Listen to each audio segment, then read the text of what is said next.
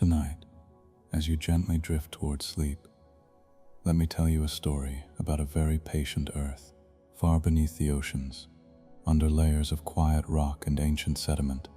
Gigantic Lemurian machines are beginning to stir, vast crystalline rings turning slowly in the dark, like distant clocks remembering an older rhythm. High above them, storms pass, ships move, people live their ordinary lives, unaware that the deep planet is humming to a forgotten song. In the soft glow of late-night labs and storm-battered platforms, a few tired scientists listen carefully to that song, a pulse from Antarctica, an answering flicker beneath the Pacific, a slow, deliberate testing of the world's hidden bones. They're not heroes in shining armor, just thoughtful minds trying to understand a system built for a different age. As you settle deeper into your pillow, this episode will follow them into the trenches, and mountains and glowing data walls into a vast, ancient grid that wants to steady the planet, even if it no longer quite fits the world we know. Let's start today's story now. Rain hammered the steel deck of the Mariana operations platform. The whole structure groaned in the black water, rising and falling under the weight of the storm. Wind clawed at the tower lights, pushing sheets of spray across the windows of the control room. Inside, the air was dim and tense. Screens glowed on every wall, painting faces in pale blue light. "Drone 3 is at 4,800 meters, said Captain Hannah Voss. Her voice was steady, but her jaw was tight. "Bring up the forward camera." On the center screen, a tunnel of black water appeared. Two harsh white beams cut forward, catching clouds of drifting particles. Tiny creatures flashed like sparks and vanished again into the dark. "Sonar overlay," Hannah said. To the right of the camera feed, a rough image formed. The ocean floor, in green and gray, stretched out in a jagged plane, but under it, in false color, a huge dark shape showed through the sediment. Not a rock plate, not a magma pocket. A void, 5 kilometers under, said the sonar tech. That gap should not be there. Another tech frowned at the seismic data. "Captain, the lake signal is still in sync." Hannah glanced at the corner of her screen. A simple line graph showed a slow, steady wave. It came from Antarctica, from under Lake Vostok. Every 12 seconds, the vault there sent out a deep, rolling pulse. Far away, in a quiet lab at MIT, Dr. Aaron Price watched the same wave on a wall-sized display. The room around him was dark except for that screen and a thin strip of light under the door. Two graphs filled the wall. On the left, the Lake Vostok pulse. On the right, fresh readings from sensors across the Pacific plate. For hours, the plate data had been noisy, confused, like a crowd all talking at once. Then, 10 minutes ago, the noise had snapped into order. Peaks and valleys now rose and fell in time with the Antarctic Pulse. Aaron leaned closer. The rhythms were identical. He tapped a key, and a third window opened with a live link to the Mariana platform. Hannah's camera feed popped up. The drone's headlights swept over the seafloor.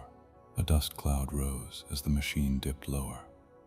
"Captain Voss," Aaron said into his mic, "this is Dr. Price at MIT. I'm seeing tight lock-on between your seismic field and the Lake Vostok pulse. Are you reading the same?" "Affirmative, Doctor," Hannah said. Sonar picked up a void under the trench. It's big, smooth edges. "Artificial, or the ocean has learned to use tools." On her screen, the dark shape under the sediment grew sharper. The drone's sonar pinged again and again, building the outline. Aaron's graphs shifted. The plate signal rose in amplitude. The beats matched the vault more strongly than before, like a heart syncing to a metronome. Then on the drone feed, something changed. At first it was just a faint glow under the seafloor, a dull blur, like distant city lights seen through fog. The sediment brightened from gray to pale blue. Lines appeared, straight, intersecting, wrong for any natural fracture. "Increase gain," Hannah ordered. The cameras adjusted. Now they could see it clearly. Beneath 500 meters of mud and rock, a lattice of clear material shone. Large rings of crystal, nested inside each other, began to turn. "Are those rotating?" someone asked. "They are," said the sonar tech. His voice had dropped. "They were static 5 minutes ago." The trench shook, just a little, but enough to make the camera sway. Particles swarmed across the screen like snow in a storm. On Aaron's wall display, the Pacific Plate waveform surged. A new line of data appeared, drawn from deep-sea magnetometers along the seafloor. A slow spike moved east, following a fault zone. "Captain," Aaron said, trying to keep his voice level, "I'm picking up an electromagnetic surge traveling along your nearest fault line. It started right under your position. It's moving toward the continental shelf." Hannah stared at the glowing rings under the sediment. "You're saying that thing is feeding energy into the fault?" "That thing just synced to Lake Vostok," Aaron said. "And whatever it is, it's not alone. Similar distortions are starting in the Indian Ocean array. Same pattern, same rhythm." On the Mariana screen, the buried structure brightened. The crystalline rings spun faster, and sheets of light swept through them like slow waves. The mud above them thinned, as if it were being pushed aside from within. Aaron looked from the drone video to the graphs and felt his stomach drop. The patterns were too clean, too regular, not random, not chaotic, designed. "The planet is listening," he said quietly, more to himself than to the room, to a signal built for another Earth. He pulled up paleoclimate models and ancient plate maps with quick, practiced motions. Coastlines warped and shifted on the screen as he rolled the model back tens of millions of years, back to an Earth with different stress lines, different magnetic poles, different balances of ice and ocean. In those old maps, some fault lines matched the wave now racing under the Pacific, but modern cities, ports, and cables sat right over them. He stopped the playback. "If this grid keeps turning on," he said, "it will try to move the crust back to its old, stable shape. Our shape is different. Our cities are in the way." Thunder boomed over the Mariana platform. The deck creaked. In the control room, Hannah Voss watched ancient machines light up under 5 kilometers of black water. At MIT, Dr. Aaron Price watched graphs locked together, pulse for pulse. He understood that whatever civilization had built this system had tuned it for a world that no longer existed. And if humans did nothing, those machines would calmly push this world until it matched their memory, no matter what broke on the surface. The storm had passed over the Mariana platform by morning, leaving a low gray sky and a long swell that rolled under the steel hull. The air smelled of rust and salt and diesel. Inside the main lab, Captain Hannah Voss stood beside a central table covered in screens. Lines of code, sonar images, and magnetic maps blinked back at her. She rubbed her eyes and took a breath. "Status on Drone 3, she asked. "Winch is hauling it up now," a tech said. "Tether held. Cameras are intact. So is my ulcer." Soft laughter rippled through the crew, quick and tight. They were all thinking the same thing. They had seen something under the mud that should not exist. "Bring up the geomagnetic feed," Hannah said. A map of the Pacific filled the wall. A faint grid of sensor dots glowed across the ocean floor. Magnetometers on cables, seismometers buried in sediment, free-floating drifters that listened to the field. Across the map, thin pulses of color moved in slow arcs, like waves in a pond. They all started at the Mariana Trench, still in phase with Lake Vostok, said the geophysicist at the back, period of 12 seconds, amplitude rising by about 3% per hour. "And the Indian Ocean array?" Hannah asked. "Coming online now." The map split. On the right, the Indian Ocean appeared, studded with a thinner net of sensors. At first it looked quiet, then a single pulse appeared near the central ridge, timed exactly 12 seconds after the last Pacific surge. Then another, and another. Hannah frowned. "So it's not just us." "Not by a long shot," the geophysicist said. "Madagascar station reported strange baseline shifts all night. They thought it was instrument drift. Now they're not so sure." A light blinked on Hannah's console. "Incoming secure call." "Put it through," she said. The main screen shifted to show a conference room at Woods Hole Oceanographic Institution. The room was crowded. Engineers, oceanographers, military liaisons. In the center sat Dr. Eli Navarro, a lean man with gray streaks in his hair and deep lines at the corners of his eyes. "I wish this was a social call," Eli said without greeting. "Hannah, who invited you to wake up the seafloor?" "Funny," Hannah said. Thought this was your idea. Eli tapped a tablet, and new data slid over their shared map. Every deep station in the Pacific Plate is picking up those pulses now. They're marching along major faults. And we have a problem in the Indian Ocean too. Define problem, Hannah said. The kind that makes funders pay attention, Eli replied. The seismic grid off Sumatra lit up 3 hours ago. Same timing as your trench pulses. It's like a global drumline, all drumming to Antarctica's beat. In a lab at MIT, Aaron Price watched the same meeting on a side monitor. He sat at his desk, hands wrapped around a mug of coffee that had gone cold. Behind him, his team moved back and forth between workstations, trading low, tense comments. Aaron, Eli said, turning slightly toward the camera. You seeing this? I'm seeing more than that, Aaron said. He turned to the wall display and pulled up a global view. We just got feed from the Indian Ocean research vessel, the Sagar Prakash. They deployed deep-sea drones last week to map a supposed crustal anomaly near the Carlsberg Ridge. He overlaid the fresh sonar scans. The image showed a smooth mound under the seafloor. Inside the mound, in false color, a circular structure gleamed. Rings, nested. Just like the thing under the Mariana Trench. Same geometry, Aaron said. Diameter differences within 2%. Same depth below the sediment layer. Crystalline rings in both. Hannah stared at the scans. Her mind jumped to the glowing structure she had seen only hours before, buried under 5 kilometers of black water. So whatever is under me, she said quietly, there's another copy under the Indian Ocean. At least one, Aaron said. We're seeing weak harmonics from the Nazca Plate too, off the coast of South America. No visual yet, but the patterns fit. Eli leaned forward. Let me guess. All of this ties back to Antarctica. Aaron nodded. The Lake Vostok Vault started its pulse yesterday at 0312 GMT. Before that, the plates were noisy but stable. Since the pulse began, the noise has fallen, and a single clean signal is spreading through the mantle under the Pacific and Indian plates. It's like something is turning on, step by step, in perfect timing, with that Antarctic beat. He tapped a few keys, and lines of data turned into a simple graph. The x-axis showed time. The y-axis showed the strength of the signal at different locations. Colored curves rose in turn.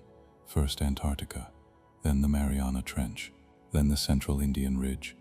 Each curve climbed with a smooth, controlled slope. This is not how natural systems start, Aaron said. Natural chain reactions tend to be messy. They spike in random ways. This is methodical. It looks like a startup sequence. So what are these things? Asked a young oceanographer at Woods Hole. Reactors? Tidal pumps? Weapons? Aaron shook his head. We're still working that out. But they're buried deep under high stress zones.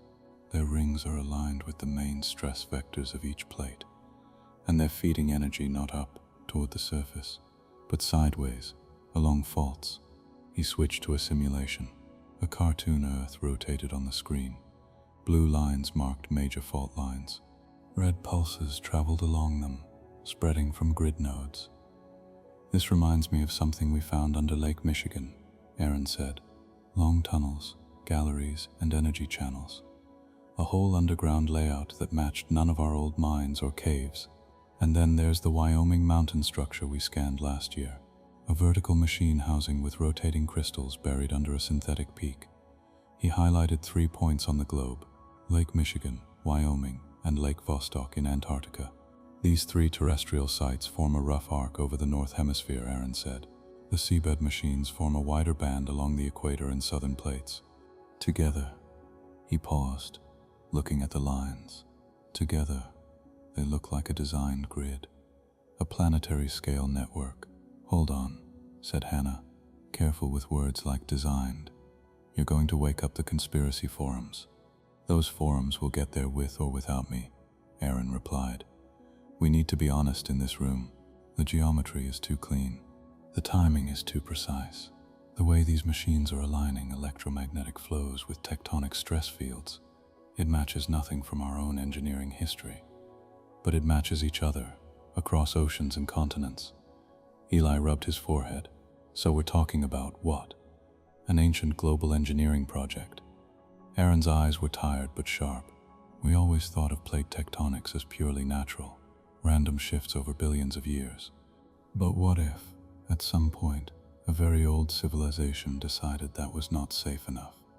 What if they built a stabilization system, a planetary grid to keep mantle pressure and magnetic fields inside safe bounds? Several people spoke at once, the channel filled with questions, protests, jokes driven by fear. Hannah cut in. All right, let's suppose you're right. Why would it be activating now? Aaron turned back to his graphs. We don't know. Something triggered the Lake Vostok vault. Some signal, or threshold, or timer. Once the vault started, these buried machines began to wake. They're all locked onto its pulse, like satellites to a master clock. He zoomed in on the Mariana node. The image showed the nested rings in clear detail now. Their axes were tilted, not straight. Each ring spun in a different plane, forming a complex geometry that lined up with invisible field lines. This is not just a machine, he said. It's part of a network that controls deep Earth variables, heat flow, stress distribution, magnetic alignment.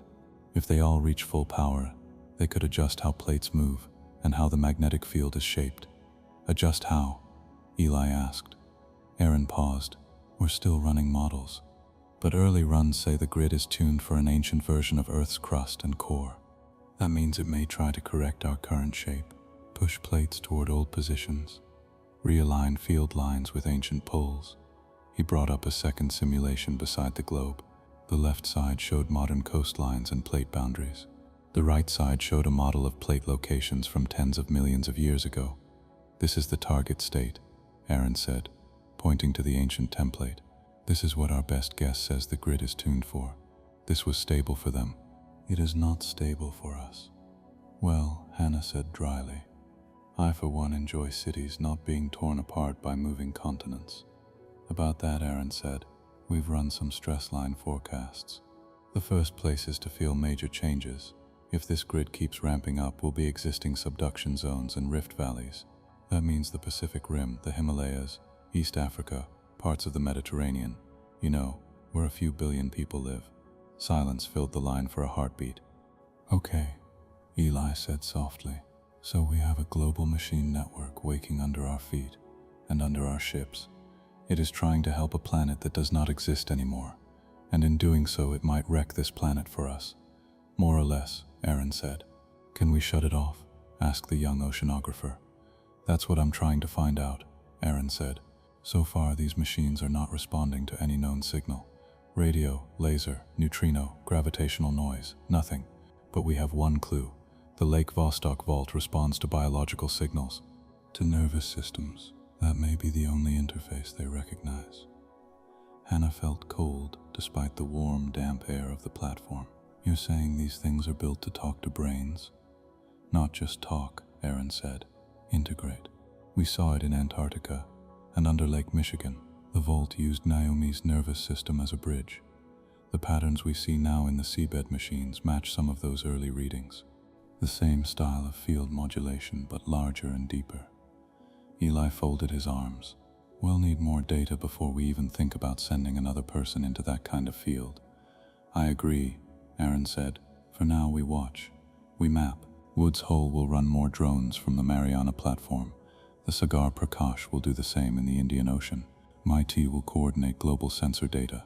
And we try to understand the activation sequence before it finishes. Hannah looked at the sonar image of the buried rings again. They turned in slow, steady grace, patient in a way only deep time could be. Dr. Price, she said, if this thing is a grid, how many nodes do you think are out there? Aaron hesitated. The pattern suggests dozens at least, maybe hundreds, enough to touch every major plate, and they all listen to that lake in Antarctica. Right now, Aaron said yes. Hannah felt the deck shift under her feet with the swell. For the first time in her life, she was not sure if the movement came from the waves or from the planet itself.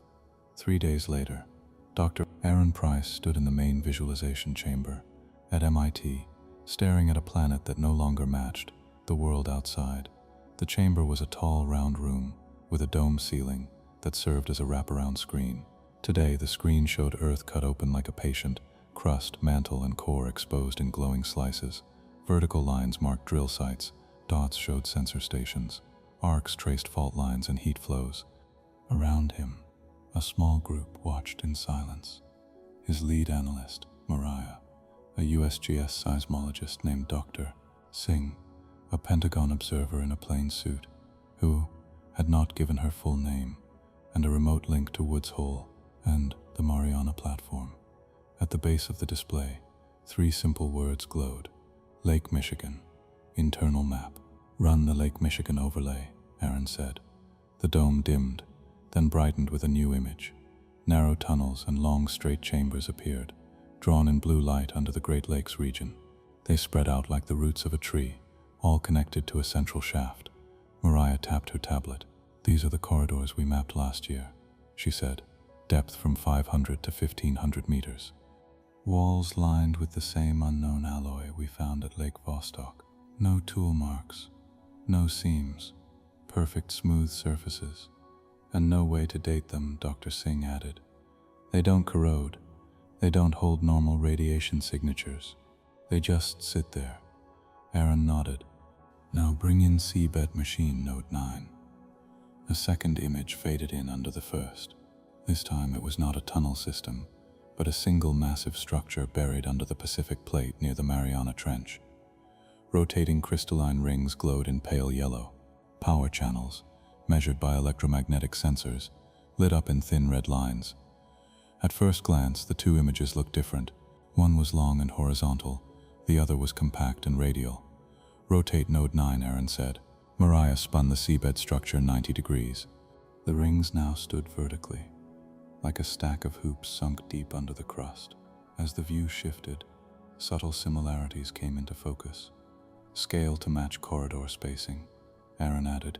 The chamber adjusted the sizes until the gap between rings in the seabed machine matched the spacing of the Lake Michigan galleries. Now the pattern was clear. The Lake Michigan tunnels ran like spokes from a cylindrical center. The seabed machine's power channels did the same.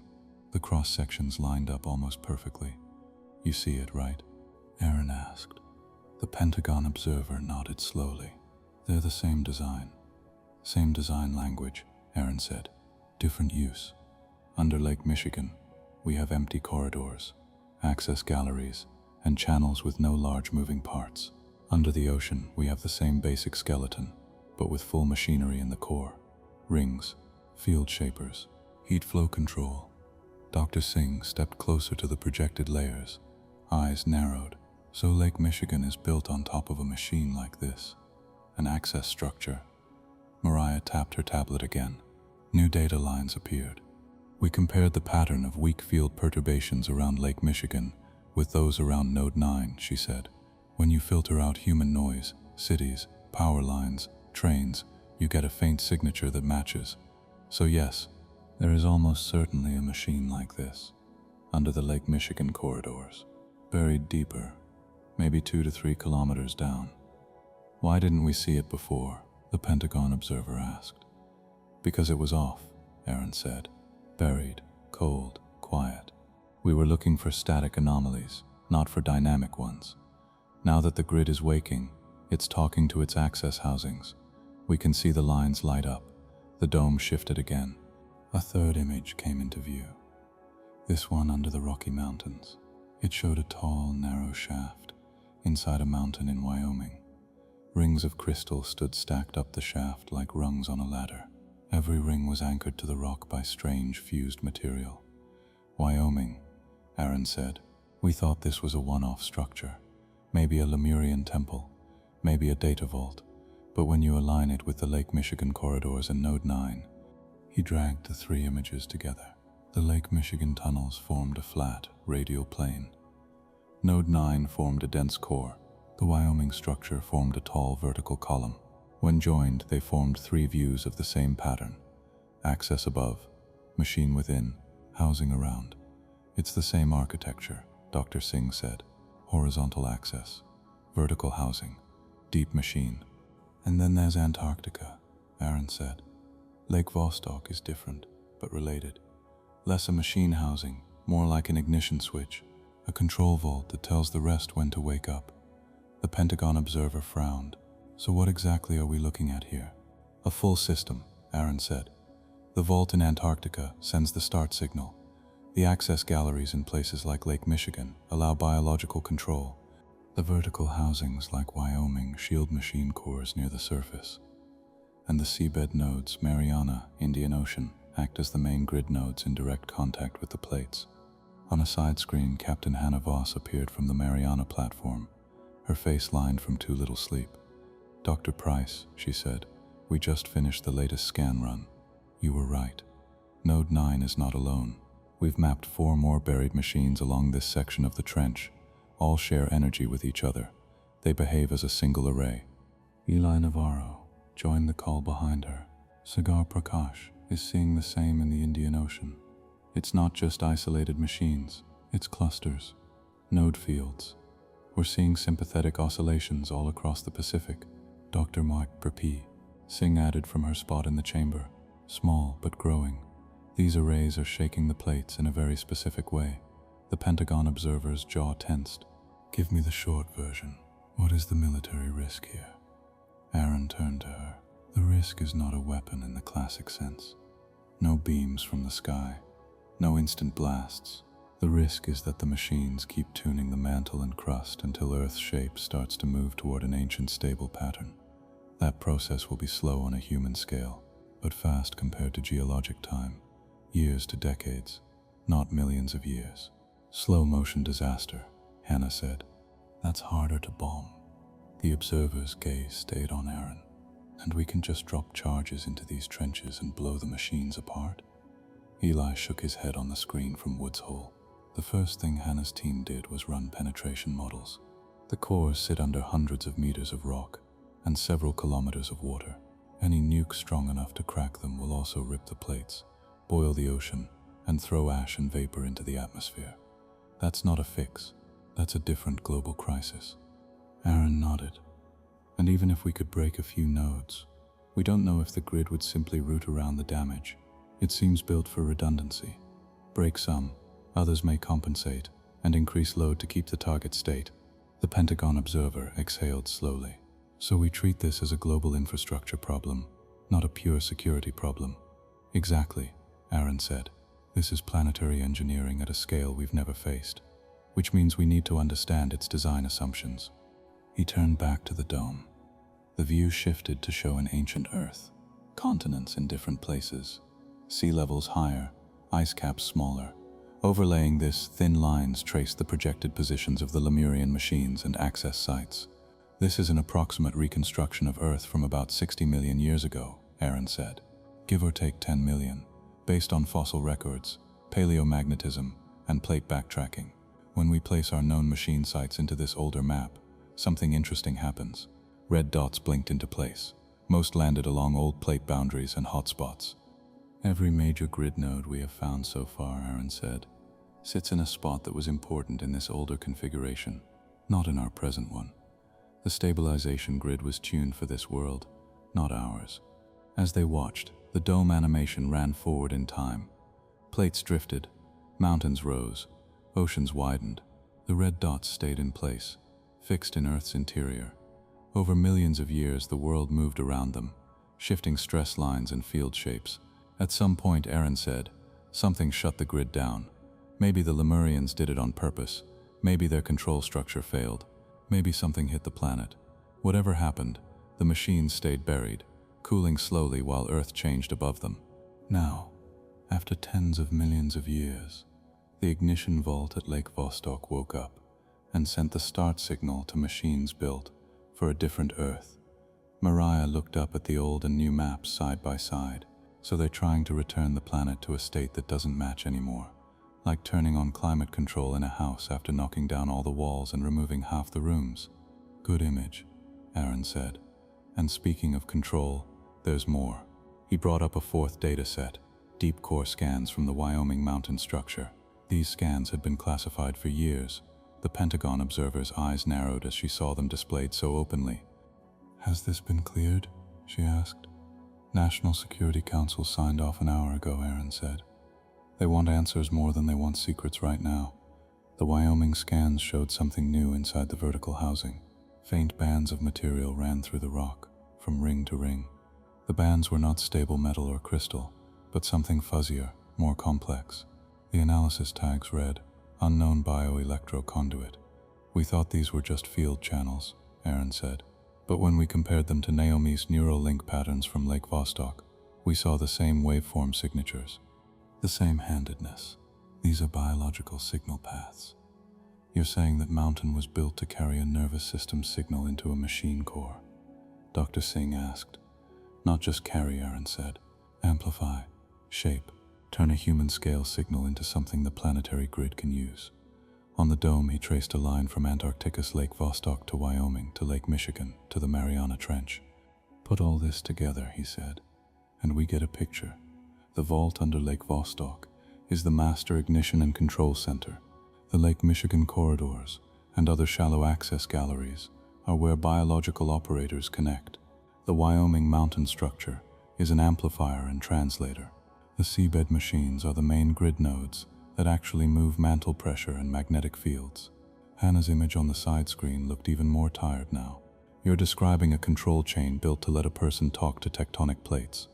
Or something like a person," Aaron said. "A brain, at least. A living nervous system." The Pentagon observer shook her head. "So let me get this straight.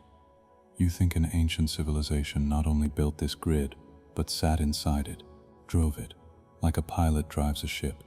"I don't know if sat is the right word," Aaron said. "Maybe they lay in some chamber, or floated in a tank, or were partly machine already. But yes, the data says their grid expects biological control at the top." "Then why is it running now without that control?" Dr. Singh asked. "Maybe it's in a default startup mode," Aaron said. "Maybe the ignition vault woke with no operator linked and followed its last stored instructions. Start stabilization. The machines are coming online to prepare for control input. While they wait, they tune basic variables toward the target template." Eli spoke from Woods Hole. "We're already seeing small changes. Minor but clear. Thermal plumes under the Pacific are shifting. Stress transfer rates along the trench have changed by a few percent. It's nothing people in cities can feel yet. But the deep earth is moving differently. And the magnetic field?" the Pentagon observer asked. Mariah brought up another chart, a map of Earth's magnetic lines from surface to core. Areas of drift and swirl glowed in color. "Geomagnetic observatories report repeating distortions along the Pacific and Indian plates," she said. "Same timing as the Lake Vostok pulse. They're small now, but they form a pattern that fits the Lemurian grid positions. It's as if the machines are gently tugging at the field, trying to guide it back to an older alignment." The observer stared at the dome for a long moment. "What are our options?" Aaron looked up at the planet around him. "We have to complete the picture, find more nodes, understand the full grid map. Then we have two main paths. Either shut the grid down again, or recalibrate it so its target state matches our current Earth instead of the ancient one." "Recalibrate?" Hannah said. "You can barely get humans to agree on weather control over a single city. Now you want us to adjust a control system for an entire planet?" "I don't want to," Aaron said. "I'm saying the system is already adjusting. If we do nothing, it will move the planet anyway, toward a shape that crushes our civilization. If we act, we might be able to steer that adjustment, or slow it, or stop it." He looked back at Wyoming's vertical housing, at the faint bioelectric paths built into solid rock. "And every sign we have says there is only one way to tell it what we want," he said, "through a living nervous system connected to the Lemurian interface." The Pentagon observer's face hardened. "You're saying someone will have to plug their brain into a machine that moves continents?" "Not yet," Aaron said. "First we map, we simulate, we test with remote biological proxies. But yes, if we ever hope to truly control or retune this grid, someone will have to step into that role." He let the words hang in the air. Outside the lab, the world went about its day. People commuted. Teenagers scrolled feeds. Cargo ships crossed oceans. Planes drew white lines across the sky. Deep below them, under rock and water, ancient machines tuned their spinning rings in time to a pulse from Antarctica. On the dome, Earth rotated slowly, its plates and fields drawn in lines of light. Old maps and new machines overlapped, hinting at a design too big for any modern nation and too patient to care about borders. Dr. Aaron Price watched that slow rotation and thought not about conquest, but about fit. About how long a civilization must last before it dares to edit a planet. And about how now, in this thin present, humans had to face that old choice all over again. The world did not shake itself apart in a day. In some ways, that made everything worse. News feeds buzzed with talk of ghost quakes and phantom fields. Satellite weather maps showed odd lines where clouds formed and broke in sharp bands over parts of the Pacific and Indian Oceans. Cargo captains reported strange compass drift near old sea trenches. Air traffic control in Southeast Asia quietly updated their magnetic headings twice in a week. Most people kept going to work. Kids still went to school. But the people who watched Earth's deep systems did not sleep much. In the MIT visualization chamber, Dr. Aaron Price stood before the dome again, this time filled with more data than ever. The globe hovered in dim light, cut by a lattice of lines and points. "Let's start simple," he said to the small group gathered there. "What are these machines actually doing to the planet?" Mariah was there, tablet in hand. Dr. Singh from USGS stood beside her. The Pentagon observer, who had finally given her name as Karen Doyle, sat in the back, arms folded. On the main screen, 2 remote windows showed Captain Hannah Voss on the Mariana platform and Dr. Eli Navarro at Woods Hole. Behind them, rows of analysts and grad students filled the upper seats, quiet and tense. Maria brought up a set of bar graphs and maps. "Okay," she said. "We've been watching the grid nodes for 10 days now. Here's what we know they're doing." On the dome, colored plumes grew inside the mantle under the Pacific and Indian plates. "First, they're managing mantle pressure," Maria said. "The grid nodes pull and push on rising hot rock. They're smoothing out sharp pressure peaks under some fault zones, while building pressure under others. It's like a hand kneading dough, trying to turn it into a shape it remembers." Second, Dr. Singh added, "They're changing heat flow. Deep temperature probes show small but growing changes. Some mantle plumes have cooled a little at their roots. Others are getting hotter. The grid is moving heat sideways, not just up." A set of arrows appeared under the crust, showing sideways flow patterns linking the grid nodes. "Third," said a young analyst from the back, "they're touching the magnetic field." "Just a little, but enough that all our observatories see the pattern." Lines of magnetism lit up around the core and through the mantle. In places, those lines bent more sharply than they had a month before, pulled toward the positions of buried machines. "And all of this," Aaron said, "is tied to the Lake Vostok Pulse." He brought up the familiar smooth wave from Antarctica.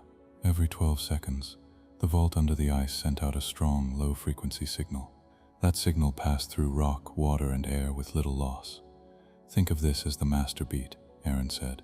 "Another signal from Vostok carries information, control codes, mode changes, but this base pulse is the clock that keeps everything in sync." He tapped a key. New lines appeared over the wave, patterns from the grid nodes. "Each seabed machine locks its actions to this pulse," he said. "They don't just spin at random. They step. They adjust at very precise points in the cycle. That's how they move so much energy without tearing themselves apart." "And you're sure this is a planetary stabilization grid?" Karen Doyle asked. "Not some kind of delayed self-destruct system?" Aaron met her eyes. "Our models say stabilization. Look." The dome shifted again. A simulation ran, starting from 60 million years ago. In fast forward, plates slid and rotated. Mountains rose. Oceans widened. Over the top, faint shapes marked where the Lemurian grid must have been. "When we add the grid into old plate models," Aaron said, "the stress distribution smooths out. Major quakes and super eruptions drop in frequency. The magnetic field becomes more stable. Reversals slow or stop. It's as if they tried to keep the planet in a safe window for as long as possible." "And now?" Hannah asked from the Mariana platform window. Her face looked more drawn, her eyes slightly sunken. "What do the same models say about our present?" Aaron switched to a current Earth map, blue for oceans, brown and green for land, white for ice caps. Over it he drew red lines showing present plate boundaries and yellow dots for known grid nodes. "We feed in what we think the grid is trying to do," he said, "but we keep Earth's current continents and crust. This is what we get."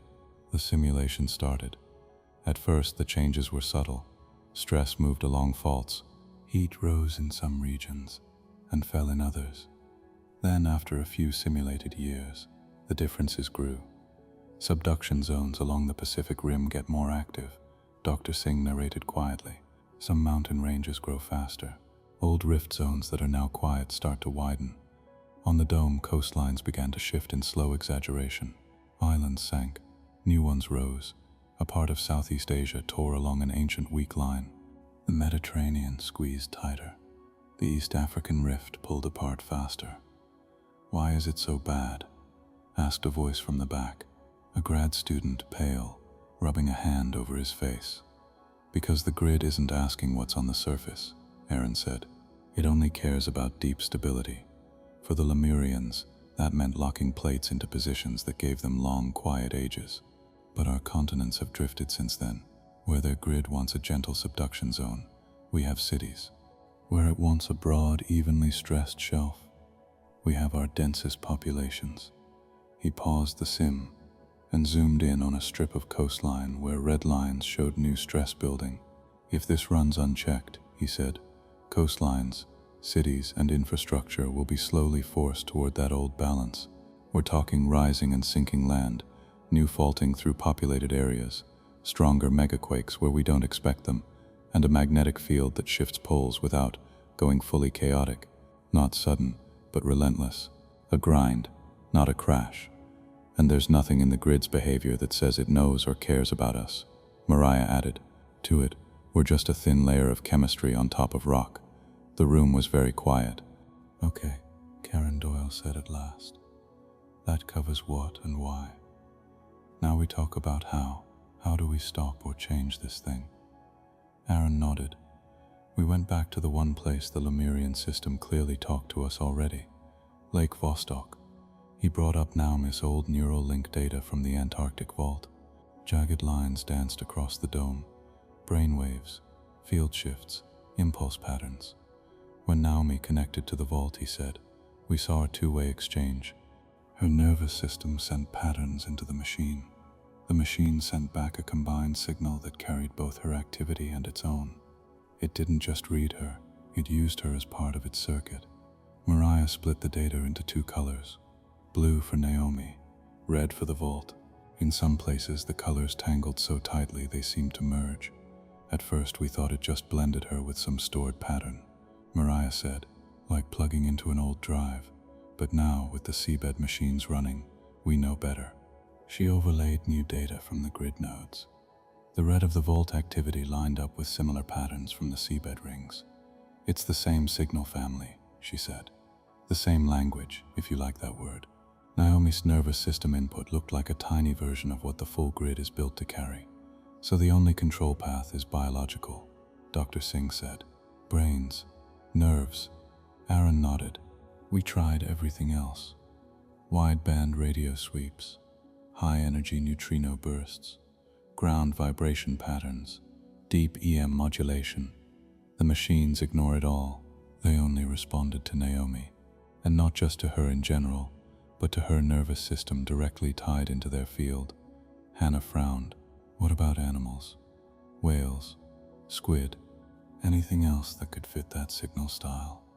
"We checked for interference from other life," Mariah said. "Nothing. The interface structures in Lake Vostok and Wyoming are tuned for a signal very close to a human brain's pattern, at least a hominid brain. The weight of the coupling seems aimed at something with our basic neural layout." Karen Doyle raised a hand. "Let's be clear. Are you saying we must plug a human into that grid, or there is no way to control it?" At the moment, Aaron said yes. "That's what the data says." An uneasy murmur spread through the upper rows. "Before we even think of that," Dr. Singh said, "we have to understand what the machines are saying now. What is their internal language? Their control code?" Aaron drew a deep breath. This was the part that both excited and scared him. "We think we're starting to see it." He gestured to Mariah. She brought up a new display that looked more like a sheet of music than a graph. Rows of symbols, curves and colored bands. "These are field patterns from Node 9 at Mariana," she said. "We recorded them over 6 days, then lined them up with stress measurements in the crust above and with the Lake Vostok heartbeat. At first, it looked like chaos," Aaron said. "Nothing repeated exactly. But then we found repeating clusters, short sequences of actions, always followed by the same effect, a slight reduction in stress here, a small heat shift there, a tiny nudge to the local field line." He highlighted a cluster, 3 rising humps in the magnetic field, paired with a twist in one crystal ring and a delay in another. "We started tagging these as words," he said, "not with real meaning yet. Just labels. F1, F2, P3, H5, field mode 1, pressure mode 3, heat mode 5. On the dome, small blocks of these tags lined up in longer chains. The grid cycles through different sentences every 12 seconds, Mariah said. Each sentence is a set of instructions tied to a pulse from Lake Vostok. It tells each node how to step its rings, where to push, when to hold. Still, Karen said, this doesn't sound like anything a brain could read. On its own, no, Aaron said.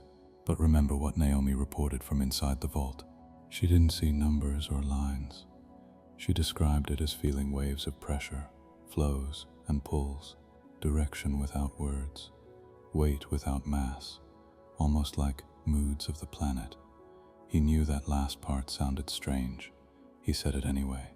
"We think the Lemurians built an interface that turns this technical language into something a brain can understand as sensory input, not sight and sound, but a new sense, stress, flow, alignment. Talking to stone and fire through feeling, not through code." Dr. Singh's eyes narrowed. Has anyone tried to simulate that input on a human subject without the real machine? Yes, Aaron said quietly. We started small, with VR and induced fields, safe levels. We played back faint copies of node signals into volunteers' motor and sensory cortex areas through standard neural mesh caps. And Mariah pulled up a chart of test results. Most subjects sensed nothing. A few reported mild pressure on their skin, or a feeling of leaning even while sitting still. One subject, Naomi, when she was stable enough, said she could see lines under the ground while it ran, but only in short flashes. It seems the full experience needs the real machine's deep field and the right physical layout, Aaron said. Our lab tests are like tapping a single piano key and asking someone to imagine the whole song. So we need a better piano, Eli said from Woods Hole.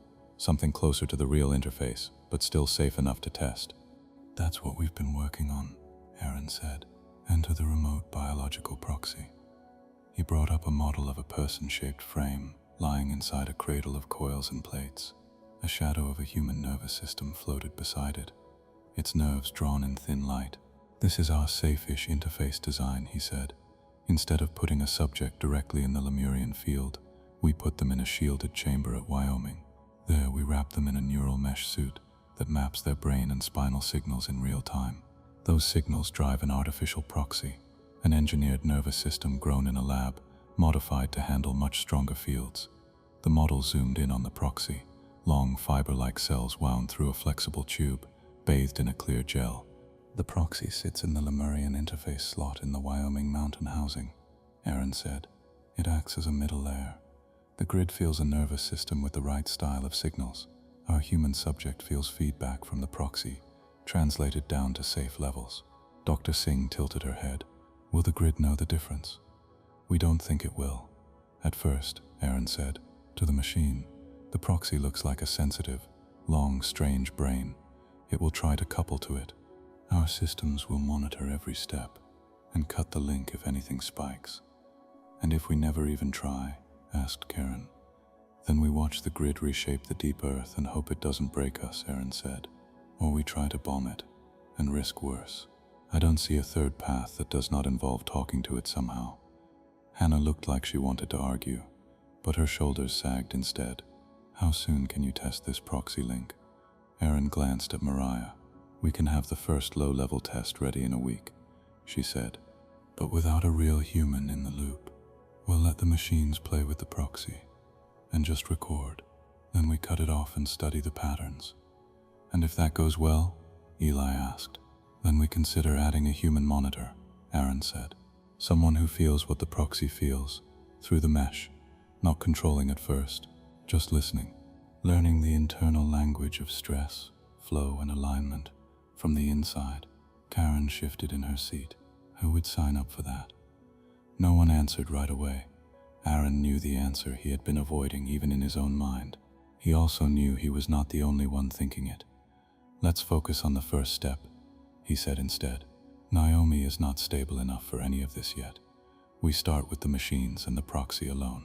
He turned to the console. Hannah, Eli, can you confirm your nodes will support a brief field link to Wyoming? Hannah glanced at someone off screen, then back. Mariana Node 9 is ready. We can raise or lower its output inside a narrow band. Any more and we risk local quakes. Eli nodded. Indian Ocean node cluster is more touchy, but we can participate in a limited test. Our modelers will scream at us, but they'll do it. Good, Aaron said. We'll time the proxy activation to a low-power segment in the Lake Vostok cycle. That way, if something goes wrong, we're not at full grid strength. Karen raised an eyebrow. Is there a low-power mode when the machines can move continents? There is, Mariah said. Right now, the grid is only at about 3% of its modeled full capacity. Most of its work has been gentle tuning and mapping. We think it's still in a setup phase. Karen looked only slightly less tense. Make sure it stays there until we know what we're doing. We'll try, Aaron said. The Wyoming mountain stood under a clear blue sky, its snow-capped peak shining in the sun. It looked like any other high ridge in the Rockies. Hikers snapped photos at its base, never guessing that thick, hidden doors in the rock led down to a machine older than human memory. Deep inside, lights glowed in a newly built chamber that wrapped around the Lemurian housing like a steel shell. Machines hummed softly. Cables ran along the walls, forming bundles that connected to a central pit. Aaron stepped out of the elevator and took in the sight. He had seen the designs 100 times on screen. Seeing it in person felt different. Welcome to the gateway, said Dr. Leanne Zhou, the lead on-site engineer. She was small, with close-cut hair and bright eyes that showed weeks of lost sleep. Looks smaller than a gateway to a planetary grid, Aaron said. That's because the important part is below, Leanne replied.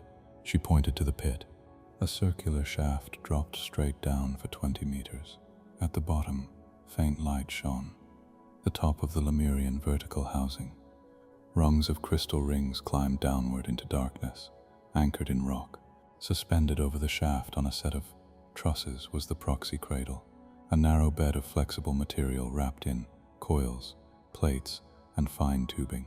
A clear cylinder beside it held the lab-grown nerve bundle, floating in biogel. How's our nervous system doing? Aaron asked, moving closer. Restless, Leon said. If it were a pet, I'd say it wants to chase something. Aaron peered into the cylinder. The nerve fibers were pale and tangled, like white roots. Every few seconds, faint sparks ran along them. We grew it from a mix of human neural tissue and engineered support cells, Leon said. No brain, no thoughts, just a long flexible cord that can carry complex patterns. The machines will see it as a big, stupid but compliant nervous system. Comforting, Aaron muttered.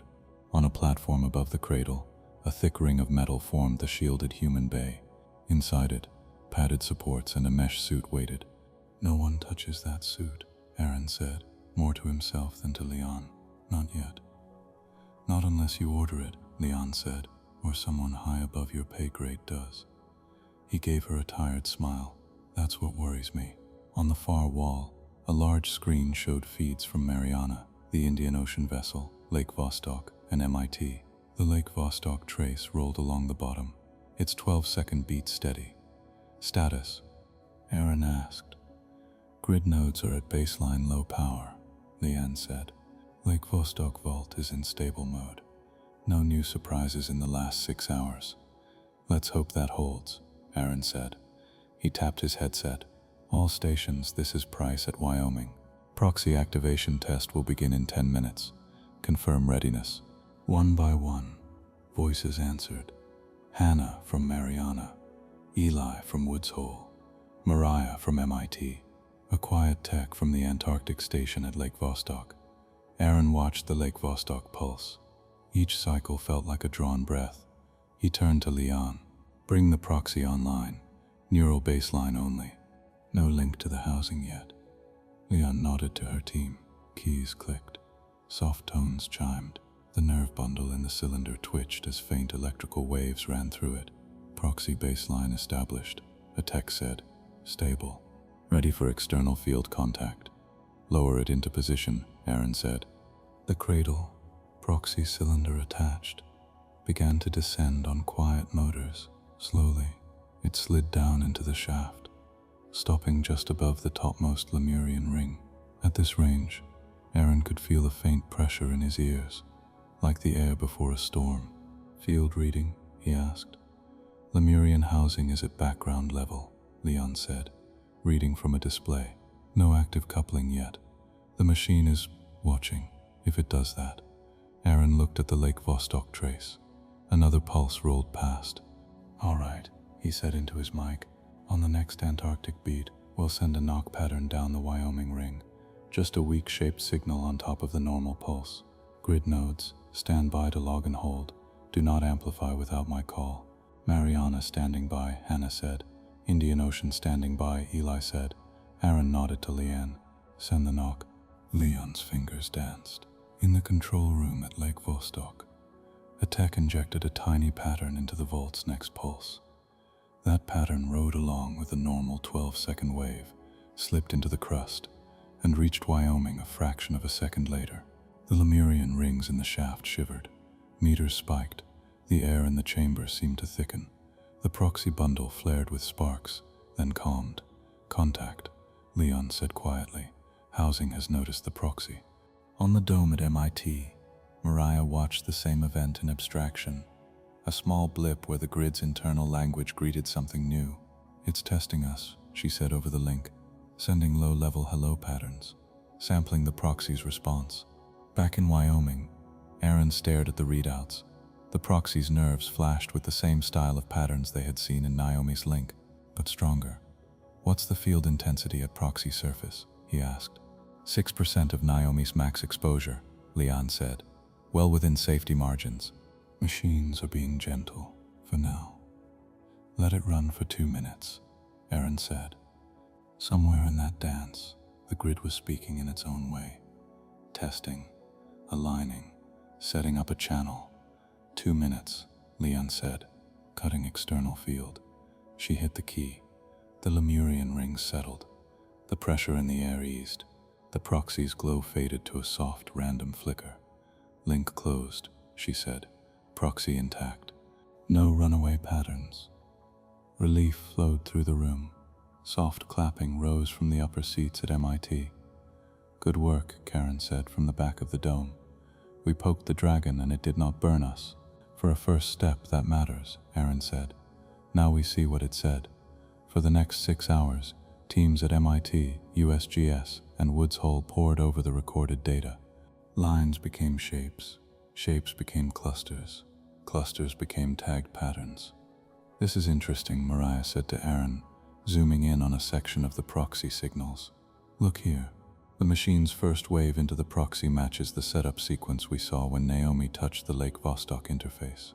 It's like a handshake. And here, Dr. Singh said, pointing to another section, the proxy's reply runs along 3 main modes. One tracks local stress under Wyoming, one tracks magnetic alignment at that latitude, and one seems to track heat flow pattern. The machine is using the proxy as a sensor, or as a test guide, Aaron said, like running a program on a new chip to see how it behaves. Karen joined them, eyes on the displays. Can you now build a translator for this machine language? She asked. Something that lets us say do less here or stop pushing that plate. Not overnight, Aaron said, but this gives us a map. We know which patterns affect which deep Earth variables. We can start to build a table, signal shape in, stress or field change out. And the biological side, Hannah asked from the small screen, can a brain survive feeling this flow? We still don't know, Aaron said. The proxy took it fine. That's the good news. The bad news is that if we ever want to send actual commands instead of just reading, The machine will need more than a test pattern. It will need rich, ongoing input. From a nervous system, Dr. Singh said. From a nervous system, Aaron agreed. Karen looked at him. Be honest with me, she said. If we find the right words in this language, can we stop the grid completely? Aaron did not answer right away. He turned to the dome and brought up a different kind of image, a control diagram of the grid. At the top sat Lake Vostok. Below were access nodes like Wyoming. Further down were main grid hubs like Mariana and the Indian Ocean nodes. Each level had arrows showing possible controls and feedback paths. We think the Lake Vostok vault holds the master off switch, he said at last. But that switch is likely locked behind whatever control key the Lemurians used. Some pattern of thought and feeling combined with these field commands. We don't have that key. We have to learn to form our own code that the system accepts. Can we trick it? Karen asked. Fake being a Lemurian. Maybe, Aaron said. Or maybe it does not care who sits in the seat, as long as the signal matches what it expects. A brain-scale network pushing and pulling in the right ways. He zoomed in on the access level, the part that touched human minds. This is where the risk is, he said.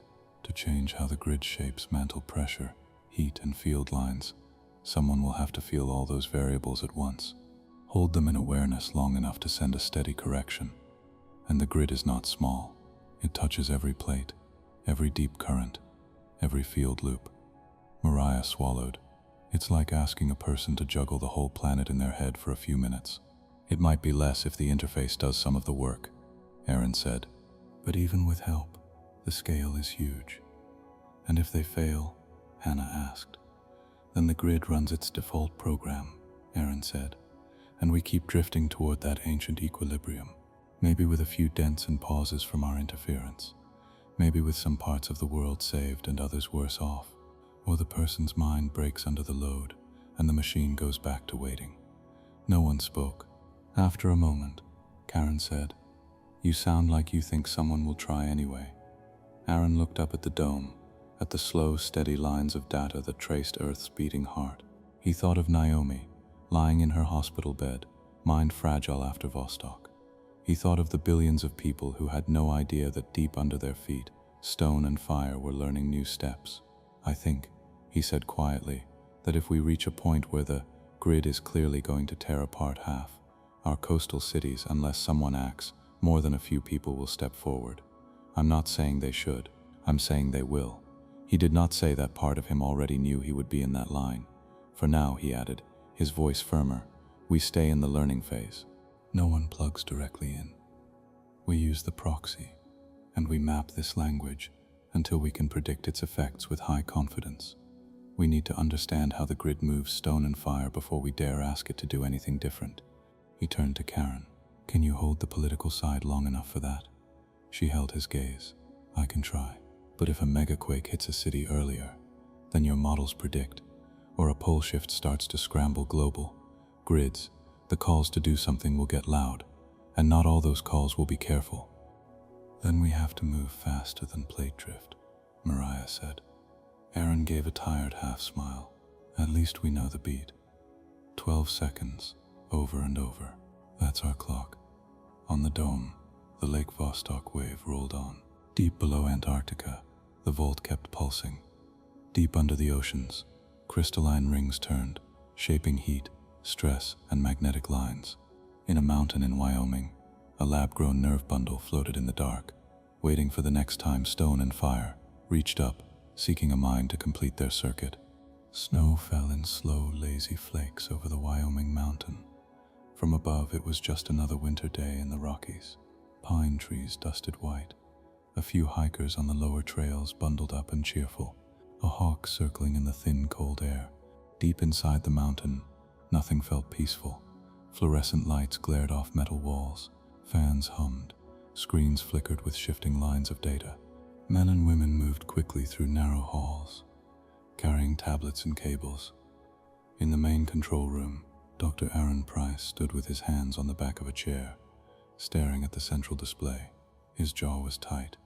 His eyes were ringed with dark circles. Run the global status first, he said. The display showed Earth as a spinning sphere. Red bands marked the Pacific and Indian Ocean plates. Yellow dots marked known grid nodes. At the poles, the magnetic field lines looked twisted and strange. The North Magnetic Pole had drifted another 20 kilometers since last week. The South Pole jumped in odd loops on the map. Geomagnetic drift is still speeding up, said Dr. Singh over a secure link from USGS. Not enough to crash all navigation yet, but we're already rewriting some flight charts in real time. And the plates? Aaron asked.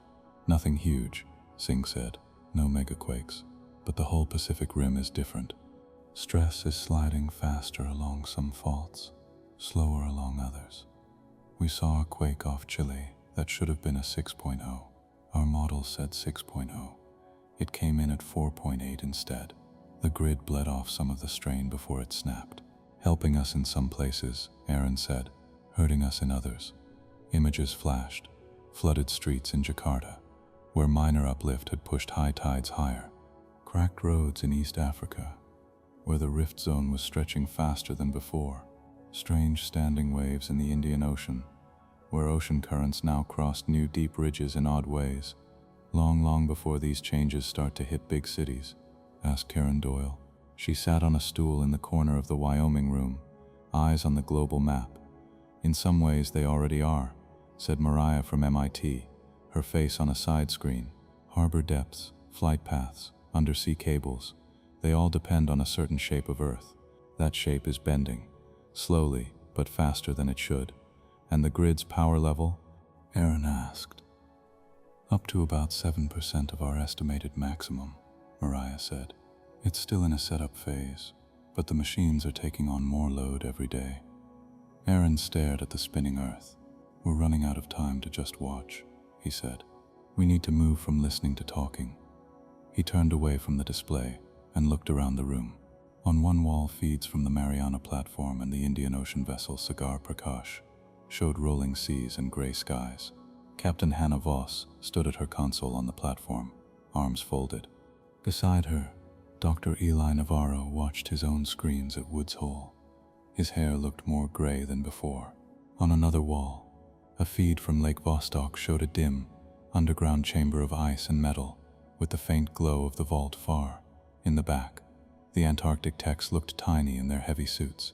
On the floor below, through a thick window, they could see the top of the Lemurian housing shaft and the cradle for the Proxy.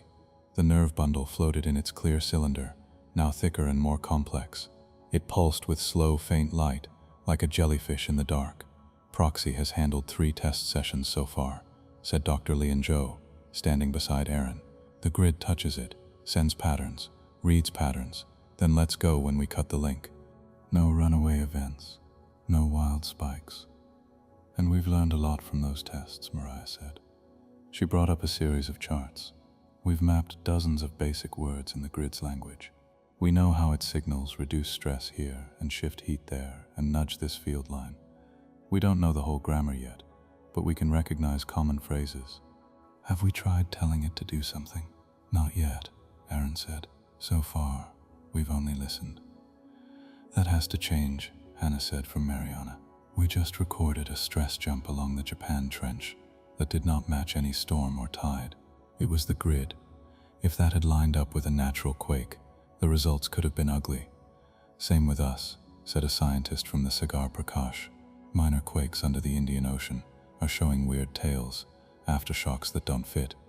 The machines are learning the local faults. We need to tell them where not to push. Aaron nodded slowly. I agree. Today, we move to the next phase. He looked down through the window at the Proxy cradle. Today, we link a human through the Proxy, he said. Not to control, not yet, just to feel, to learn how the grid feels from the inside. A small silence fell. Who? Karen asked. Aaron had known this question was coming. He had tried to prepare an answer that did not sound dramatic or foolish. Naomi isn't ready, he said. Her mind took a hard hit at Lake Vostok. She's still recovering. Basic daily function. We can risk her again. He took a breath. I have more experience with these data patterns than anyone on the team, he said. I've spent years thinking in terms of global stress fields and energy flows. I've studied Naomi's link more than anyone. If someone has to step in as the first human monitor, it should be me. Karen's eyes narrowed. How old are you, Dr. Price? 51, he said. That's not young, she said. Your brain is less plastic than a younger subject's, and less likely to snap into some new false pattern, he said. I'm not ideal. No one is, but I'm trained to hold complex systems in my head. That's what this needs. Are you sure this isn't just guilt talking? Karen asked quietly. You pushed for those early vault tests. Naomi paid the price. Long lunged had hard, but Aaron did not look away. I live with that, he said. But this is not just about making up for it. We all know someone has to go first. I would not ask a grad student to do something I will not do myself. On the screen from Woods Hole, Eli sighed. Stubborn as always, he said. But he's right. We can drag in some random volunteer who knows nothing of the grid's patterns. The first try should be the person who can give us the best information, even from a few seconds of connection. Hannah looked troubled. If this goes wrong, we lose our main interpreter, she said. That's not a small risk. That's why we've built in as many safety layers as we can, Leanne said. She brought up a schematic of the human bay, the proxy, and the Lemurian shaft. First, she said, the subject never touches the Lemurian field directly. All contact is through the proxy bundle. Second, the proxy's link can be cut in microseconds by 3 separate systems: software, hardware, and a manual break charge that literally severs the nerve bundle. Third, the human bay has its own dampers and shields that can drop all internal fields to near zero even if something slips past the proxy. And duration? Karen asked. How long would this first link last? 10 seconds, Aaron said. We sync it to a single Lake Vostok pulse. The grid will try to slip more in, but we cut hard at 10 seconds. No matter what, no second chances. No, just a little longer. And your doctors? Karen asked. What do they think? A middle-aged neurologist in a white coat stepped forward from the side of the room. Her badge read, Dr. Reyes. We've done everything short of the actual link, Reyes said. We've tested the mesh suit, the field dampers, and proxy feedback loops with dummy signals. We've pushed Aaron's brain with simulated patterns at safe levels.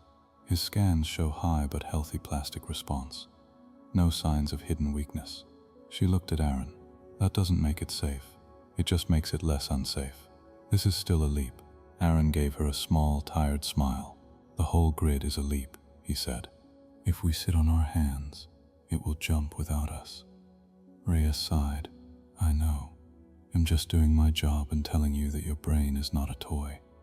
Understood, Aaron said. Karen looked around at the faces on the screens and in the room.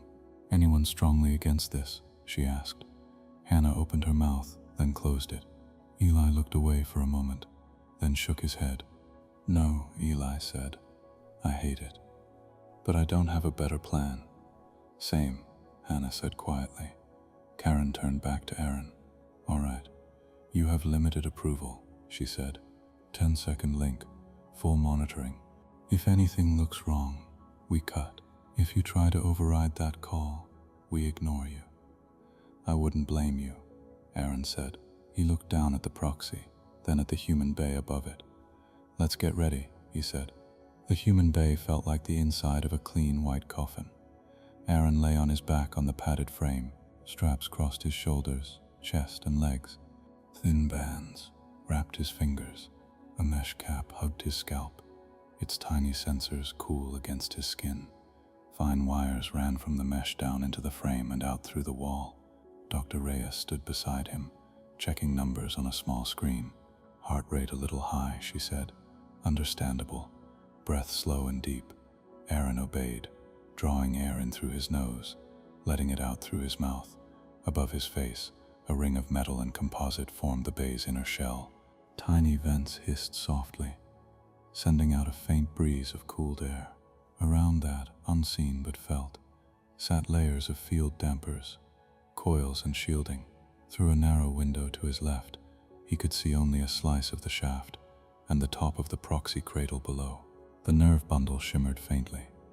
This still the part where I can back out? He asked, half joking. Yes, Reyes said. Up until the moment we open the link to the proxy. After that, you stay still. No sudden moves. No heroic speeches. Wouldn't dream of it, he said. Her face softened for a moment. You know the signs, she said. If you feel sharp pain, or a sense of drowning, or if you lose track of your body, that means the feedback is too strong. Say cut as loud as you can. We may already be cutting, but it doesn't hurt to add your vote. He nodded. A speaker in the bay crackled. Aaron, it's Mariah, came a familiar voice. We're all set at MIT. I've got your brain on my big screen. Try not to embarrass yourself. He smiled. I'll do my best not to think anything rude about my co-workers. Lyon's voice joined in. Proxy is in place. Housing is quiet. Lake Vostok is on its usual 12-second beat. Mariana and Indian Ocean nodes at low power, Hannah said. We're ready to listen on our side. In Antarctica, the Vault team checked their own controls. Injection channel is armed, said the tech. We'll attach the Wyoming link pattern to the next pulse after your mark. Karen's voice was calm and cool. All right, everyone. This is a test, not a stunt. Stick to your roles. Dr. Price, you have final go on your end. Aaron closed his eyes for a second, then opened them. Status, Reyes, he asked. Brain baseline stable, she said. No strange spikes. You're scared, but your fear looks perfectly average. Good to know, he said. Leon, bring the mesh up to level 1. No proxy yet. I want to feel the system's own hum first. Mesh level 1 coming up, Leon said. A soft tingling ran across his scalp and down his spine. It was not unpleasant, just strange. His sense of his own body grew a little sharper, like stepping into a cooler room. Level 1 stable, Reyes said. Take it to level 2, Aaron said. Then hold. Level 2 came with a deeper hum. He did not hear it with his ears.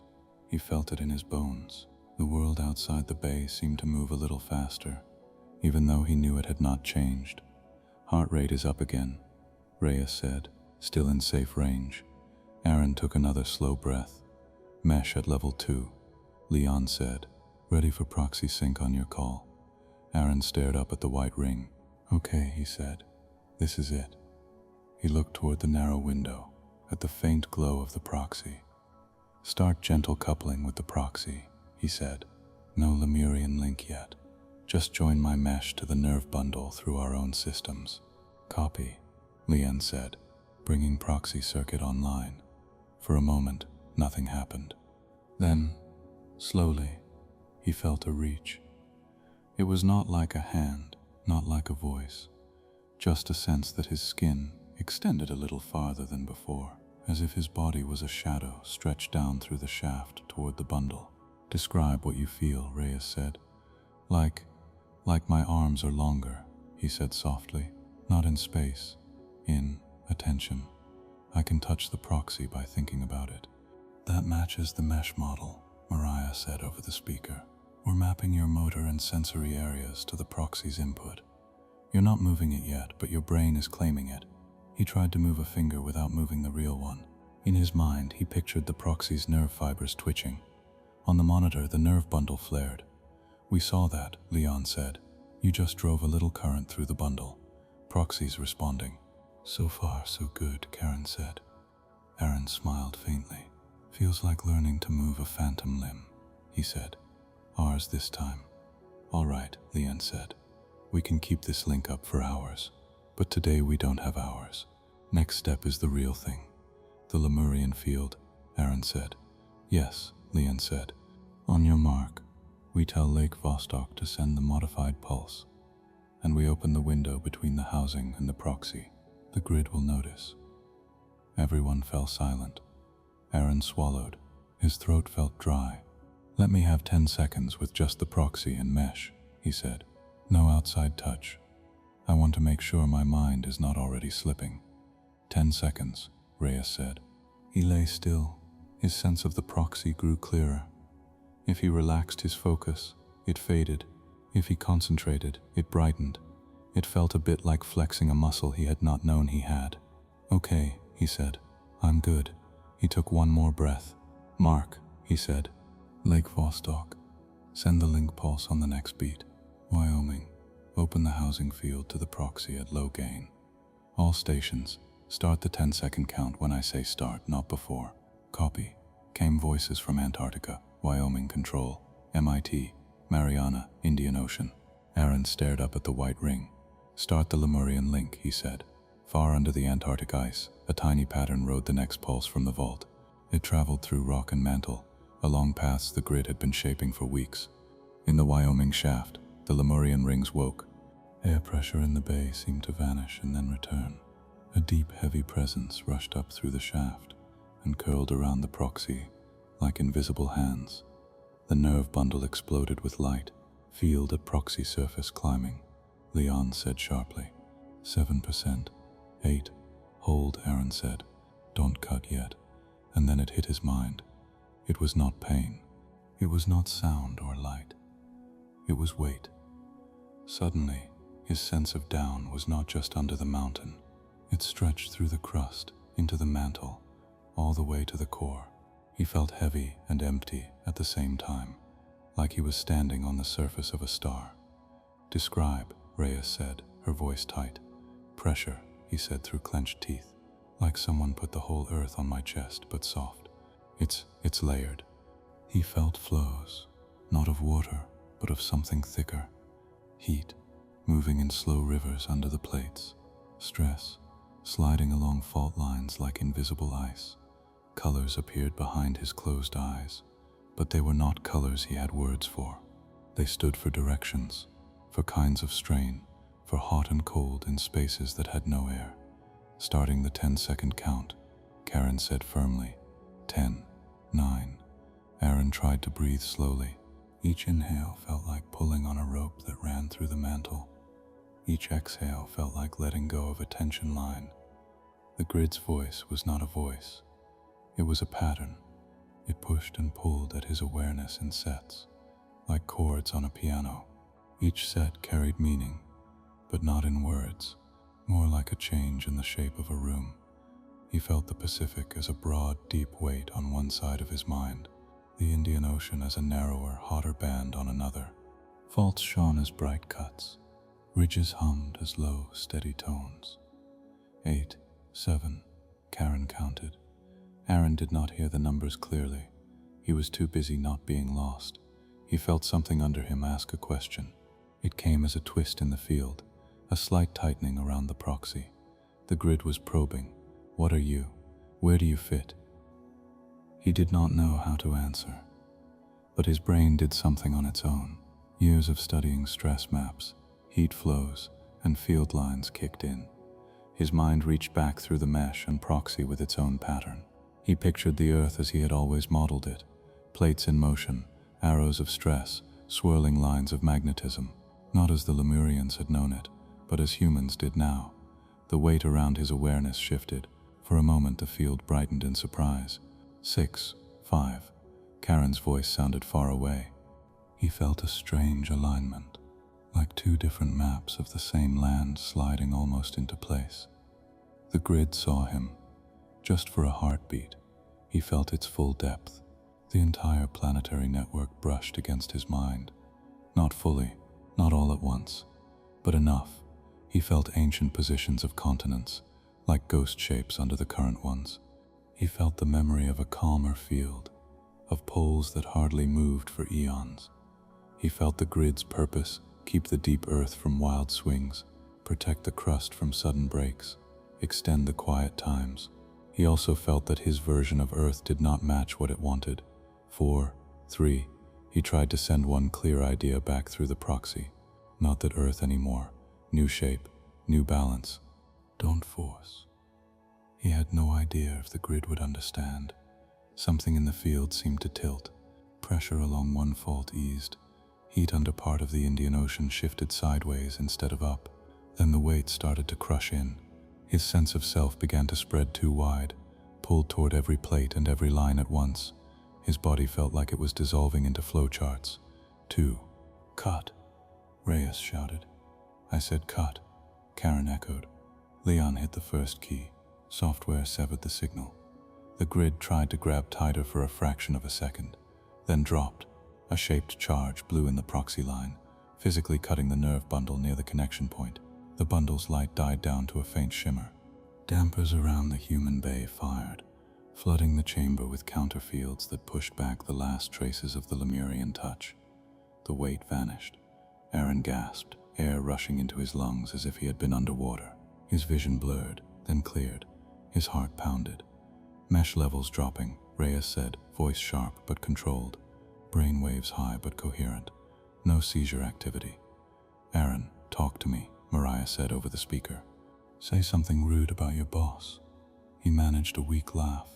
My boss is a field pattern that wants to remodel continents, he said. You're fine. The room outside the bay let out a breath as one. 10 seconds exactly, Karen said. No more. Thank you for sticking to that, Leanne. Wasn't easy, Leanne said. The grid did not like letting go. Of the proxy? Karen asked. Of him, Leanne said quietly. Reyes leaned over Aaron, shining a small light in his eyes. Pupils reactive, she said. Follow my finger. He did. His gaze tracked smoothly. Headache? She asked. Like I've been reading tiny print for 10 hours, he said. But not broken. Any loss of time? She asked. Do you remember the whole count? He thought. I remember 10 to 4 clearly, he said. After that it's fuzzy. I remember trying to send something. I remember feeling the grid notice me. Then the cut. Good, Reyes said. That matches your brain traces. No obvious blank spots. Can I hear what my brain looked like? He asked. Later, she said. First, can you move your fingers and toes? He wiggled them. Relief washed through him. His body still belonged to him. On the main screens, data rolled in from all linked sites. At the moment of connection, grid field intensity at Wyoming rose to 10% above baseline, Mariah reported. It adjusted local stress under the mountain slightly, then eased it again when the cut happened. We saw a matching blip at Mariana, Hannah said, and at the Indian node, said the Sagar Prakash scientist. Nothing dangerous. Just a small, sharp adjustment, like a test. And Lake Vostok? Karen asked. The Antarctic tech brought up the volt trace. The pulses still came every 10 seconds, but the inner pattern had changed. It's cleaner, he said. Less noise. And look at this. He zoomed in on one part of the wave, a small notch that repeated every cycle. We saw something like this when Naomi first linked to the vault, he said. It's a sign the system is taking new control inputs into its baseline. It's learning a new rhythm. Aaron closed his eyes again, not in pain but to focus. It noticed, he said softly. The system noticed someone was in the circuit. Did it understand anything you tried to send? Karen asked. I don't know, he said. It's too big. But I think it recognized that the input came from something aware of current plate maps. For a moment it lined its view up with mine. Not perfectly, like two maps on a table that almost match. Maria's voice was sharp with interest. Aaron, when you say lined up, do you mean it tried to reduce the difference between its ancient template and our current crust, based on your sense? He nodded slowly. Maybe. I felt it. Pause. Adjust. A little. Instead of pushing one fault harder, it shifted sideways. It was small, but it was a choice. That's huge, she said. That means the grid is not locked into a single hard-coded target. It can accept different views of what a stable Earth looks like. Karen looked from monitor to monitor. So if we can learn to push the right patterns through this interface, we might be able to recalibrate it, she said. Not just shut it down, but guide it toward a new balance that matches our present world. That's the hope, Aaron said. But what I felt was a sip of an ocean. If we try to hold the whole grid state in mind for longer, you'll fry, Reyes said flatly. Your brain is not built to carry that much dynamic load for minutes at a time. Aaron did not argue. He had felt the edge of that cliff. For a moment he had been a little too close to being everywhere at once. It had been both amazing and terrifying. What about sharing the load? Eli asked from Woods Hole.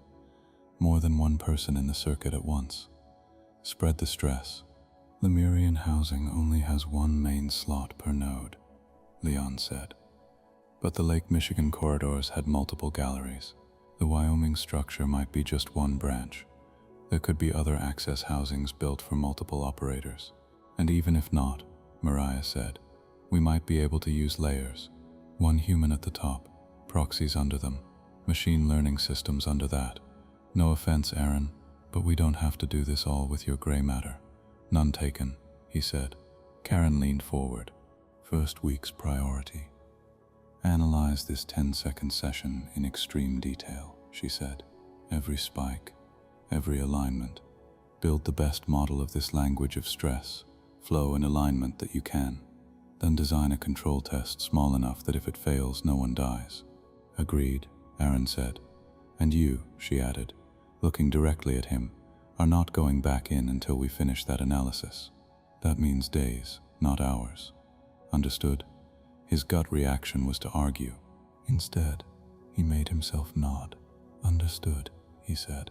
Good, Reyes said, because your brain needs rest. Even 10 seconds at those field levels is no joke. We already see unusual activity in a few bands. Nothing alarming, but you are not going back in today. Or tomorrow, she added before he could speak. He sighed. All right. Leon looked at the still glowing proxy bundle. We also have to regrow part of the nerve cord, she said. The cut did its job, but it means the bundle is shorter now.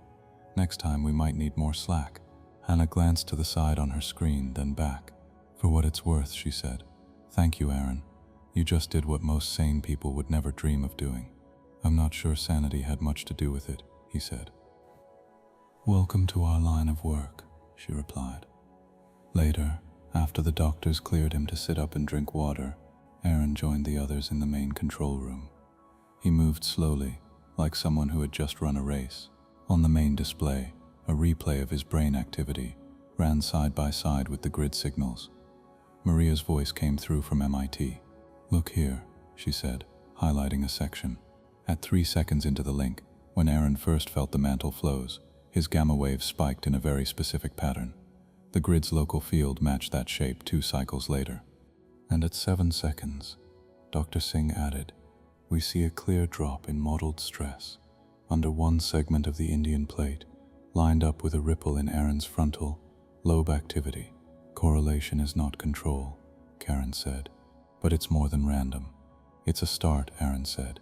He watched the patterns dance on the screen, his own mind's traces, the proxy signals, the grid's answer. For the first time, they were not just data to him. They were memories of a feeling. What did it feel like? Mariah asked softly. Really, not in science words. He thought for a moment. Like putting my hand on a living thing that is too big to see, he said. Not a person, more like a forest or an ocean. It didn't think in sentences. It flowed. It had habits. It had a sense of what calm and danger meant. But those were based on heat and stress, not on people. Did it feel hostile? Hannah asked. He shook his head. No, just focused. It wants a stable pattern. It doesn't hate us. It just doesn't notice us unless we stand in its path. And now, Karen asked, does it notice us? I think it knows someone touched its control line, he said. Whether it sees us as help, noise, or a bug, we'll find out. He looked at the old and new Earth, maps on another screen, the ancient stable arrangement the Lemurians had tuned for, and the crowded, fragile world of today. To recalibrate this grid, he said quietly, more to himself than to the room, someone will have to hold both of those in their head at once. The deep memory of what the planet used to be, and the true shape of what it is now. Then guide the system from one toward the other, without letting it snap. He pictured trying that for more than 10 seconds. Even the thought made his temples throb. Not alone, Mariah said. Well-built tools, models, sharing systems. We won't just throw you in and say, good luck, hold the world. He gave a small, grateful nod. So this is where we stand, Karen said, summing up. The grid is awake and growing in strength. We've made first contact through a proxy. We know it can notice and lightly adjust based on our input. We have a mountain of data to study and a short window before the planet moves under our feet in ways we can accept. She looked around the room, then at the faces on the screens. We either learn to talk to stone and fire, she said, or we let someone else's long-dead plan decide our future. No one argued. Outside, snow fell over the quiet mountain. Under its roots, the Lemurian housing settled back to its low, deep hume. Far away, under dark oceans, crystalline rings turned in tight, patient steps.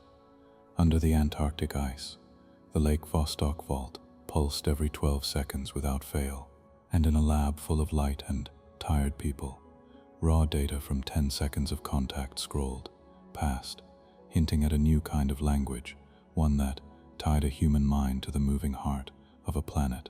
Sirens rang in 3 different control rooms at once. In Wyoming, a red band flashed across the main display. At MIT, the dome filled with jagged lines. On the walls of the Mariana platform, status lights snapped from green to orange. Lake Vostok Pulse just jumped, called the Antarctic Tech. His voice shook. Frequency shift. It's not 12 seconds anymore. It's 10. On the global map, the calm, regular heartbeat from Antarctica turned sharp. The gaps between peaks narrowed. That's a 20% speed up, Mariah said from MIT. Grid clock is running faster. Grid power just crossed 30%, said Dr. Singh at USGS. That's our danger band. On the Pacific Rim, dots lit up in yellow and red. Stress sensors along the Peru-Chile Trench, the Japan Trench, the Cascadia Fault, and the New Zealand Zone all ticked upward at the same time.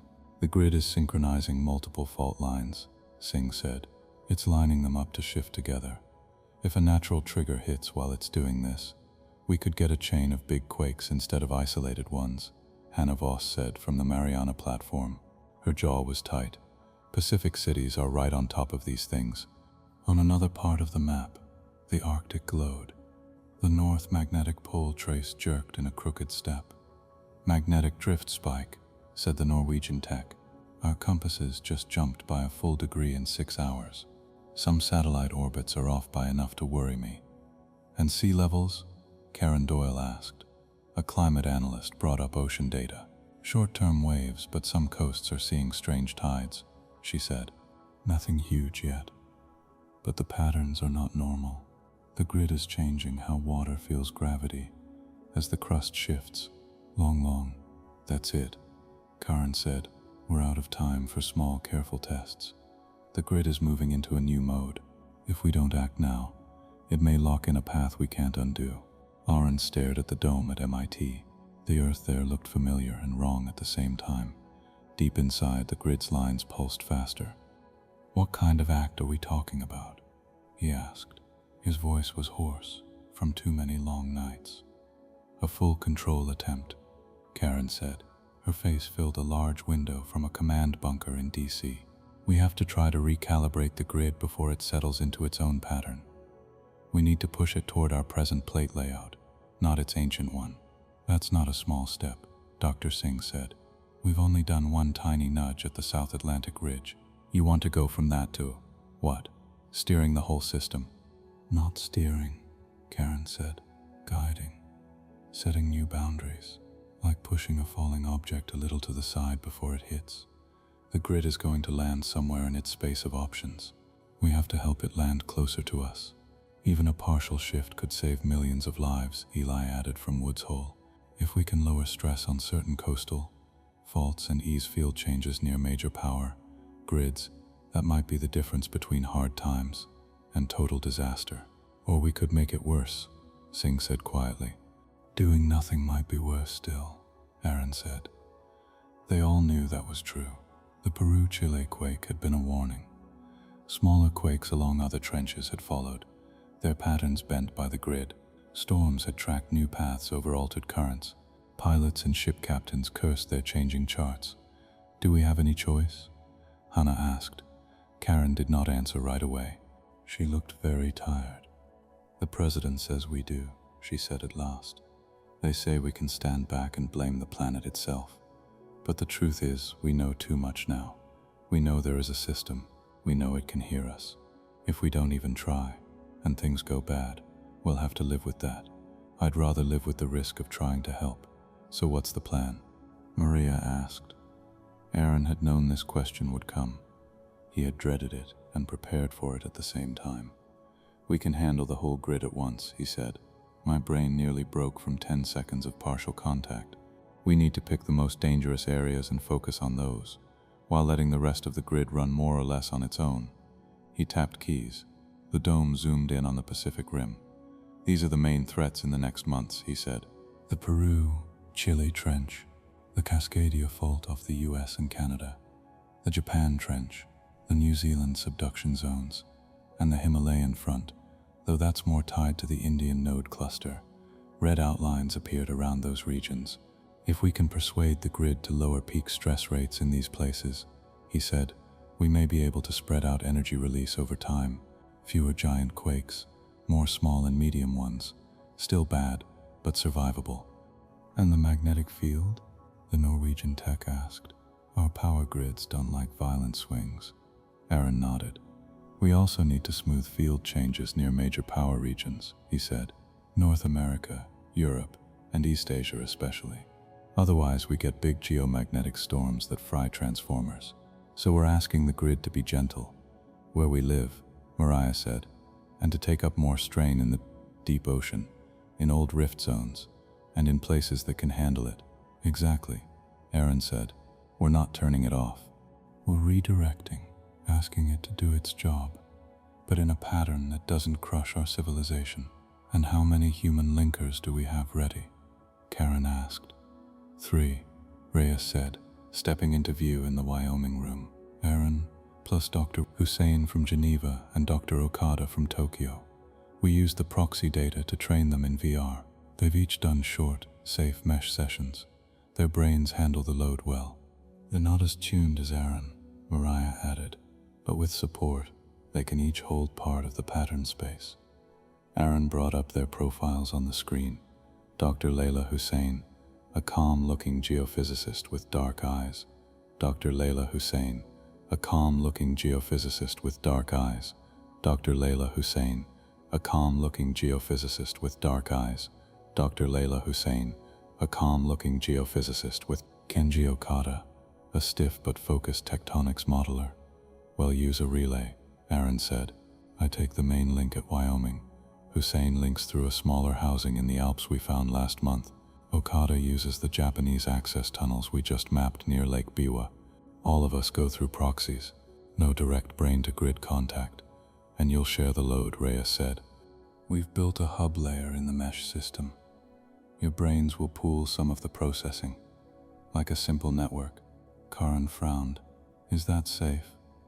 It's less unsafe than putting the whole thing on a single mind, Reyes said.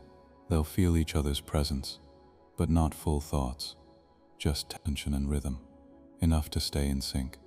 Sounds like a band, Hannah said. A very weird band playing an instrument the size of Earth, Eli said. And the command patterns? Karen asked. Do we know what to say? We have a limited set, Mariah said. About 50 core words we trust. We can combine them into sentences that mean things like ease, stress here while raising it, a little there, or smooth field line along, this arc. Well, send simple sequences, not fancy messages. And duration? Reyes said sharply. I want a clear limit. Aaron had thought about that. The urge to stay inside the grid sense had been strong the last times. It would be easy to lose track. 2 minutes total contact, he said, broken into 4 sets of 30 seconds, with full cuts in between. That gives the grid time to respond and us time to recover. Reyes studied him. You wanted more, she said. Yes, he admitted, but I don't trust what my brain would do if we stayed longer, or what the grid would do with us. She nodded once. Then we go with 2 minutes, she said. No more. Karen looked around at all the faces. Last question, she said. Are any of you not willing to do this? On the feed from Geneva, Dr. Hussein shook her head. I've lived all my life on a restless fault, she said. If I can help calm it even a little, I will. Dr. Okada gave a small bow from Tokyo. My country has learned to live with quakes, he said, but a line somewhere must be drawn. If we can move that line, we should try. Hannah did not speak, but her eyes said enough. Eli just nodded. Reyes looked at Aaron. You already know my answer, she said. I hate it. I also know you'll do it anyway. So I'll stand here and try to keep your brains in one piece. Karen gave a small, hard smile. Then let's get started, she said, before the grid decides for us. The human bay felt smaller this time. Aaron lay back and let the mesh suit fold around him. Across the ocean, Layla Hussein did the same in an underground lab under a Swiss peak. In Japan, Kenji Okada lay in a similar bay under concrete at the Lake Biwa site. Mesh Level 1, Leon said in Wyoming. Mesh Level 1, called a tech in Geneva. Mesh Level 1, echoed Tokyo. The three sets of signals flowed into a central hub server at MIT, where Mariah watched them merge. On her screen, three different brainwave patterns overlaid, then settled into a shared beat. You should feel them soon, she said over the link. Not their thoughts, just that you're not alone. Aaron felt a faint new rhythm under his own heartbeat. Not sound, not words, just a slow sense of two other drums nearby. Layla's presence felt steady, like a held line. Kenji's felt sharp, like a quick pulse. Got them, Aaron said, like standing next to two other people in the dark and hearing them breathe. Good, Reyes said. Remember, if either of you starts to slip, the others pull back. No hero moves. Understood, Layla said. Understood, Kenji echoed. Proxy links in place, Layla said. All three. Housing fields quiet. Lake Vostok is ready, the Antarctic tech said. Grid clock at 10 seconds and holding. Maria's voice was calm but tight. We've fed the first command set into the mesh system, she said. Phase 1. Ease stress growth along the Peru-Chile Trench and Japan Trench by 5%. Raise it in deep ocean rifts by the same amount. Closed pattern. No net gain. Karen spoke from DC. Remember the rules, she said. 30 seconds on. Full cut. Repeat 4 times. You follow the pattern. You do not try to improve it on the fly. Clear? Clear, Aaron said. Clear, Layla said. Clear, Kenji said. Mark, Karen said. Lake Vostok. Send the link on the next pulse. Far under the ice, the vault's next beat held 3 tiny new twists, braided together, 3 human voices riding the Lemurian pulse. In 3 different mountains, the ancient housings woke. The weight hit harder than before. Aaron hissed between his teeth as his awareness rushed out again, not just downward but sideways.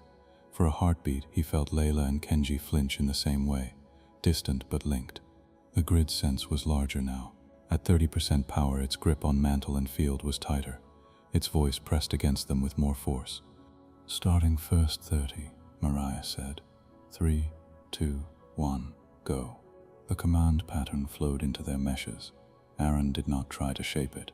He let it pour through his mind into the proxy, into the grid. It felt like a carefully drawn shape. 2 gentle bends, 1 rise, a flattening. His brain mapped it to 2 bright arcs along the Pacific Rim and 2 deep blue bands under mid-ocean rifts. He felt Layla's pattern join his on the Himalayan and Mediterranean edges. Kenji slotted in along the Japan Trench and Kuril chain. The grid resisted at first. It had already started to tighten stress along those trenches at its faster clock. Human input felt like someone nudging its hand. Then, bit by bit, it gave way. Along the Peru-Chile Trench, stress curves flattened.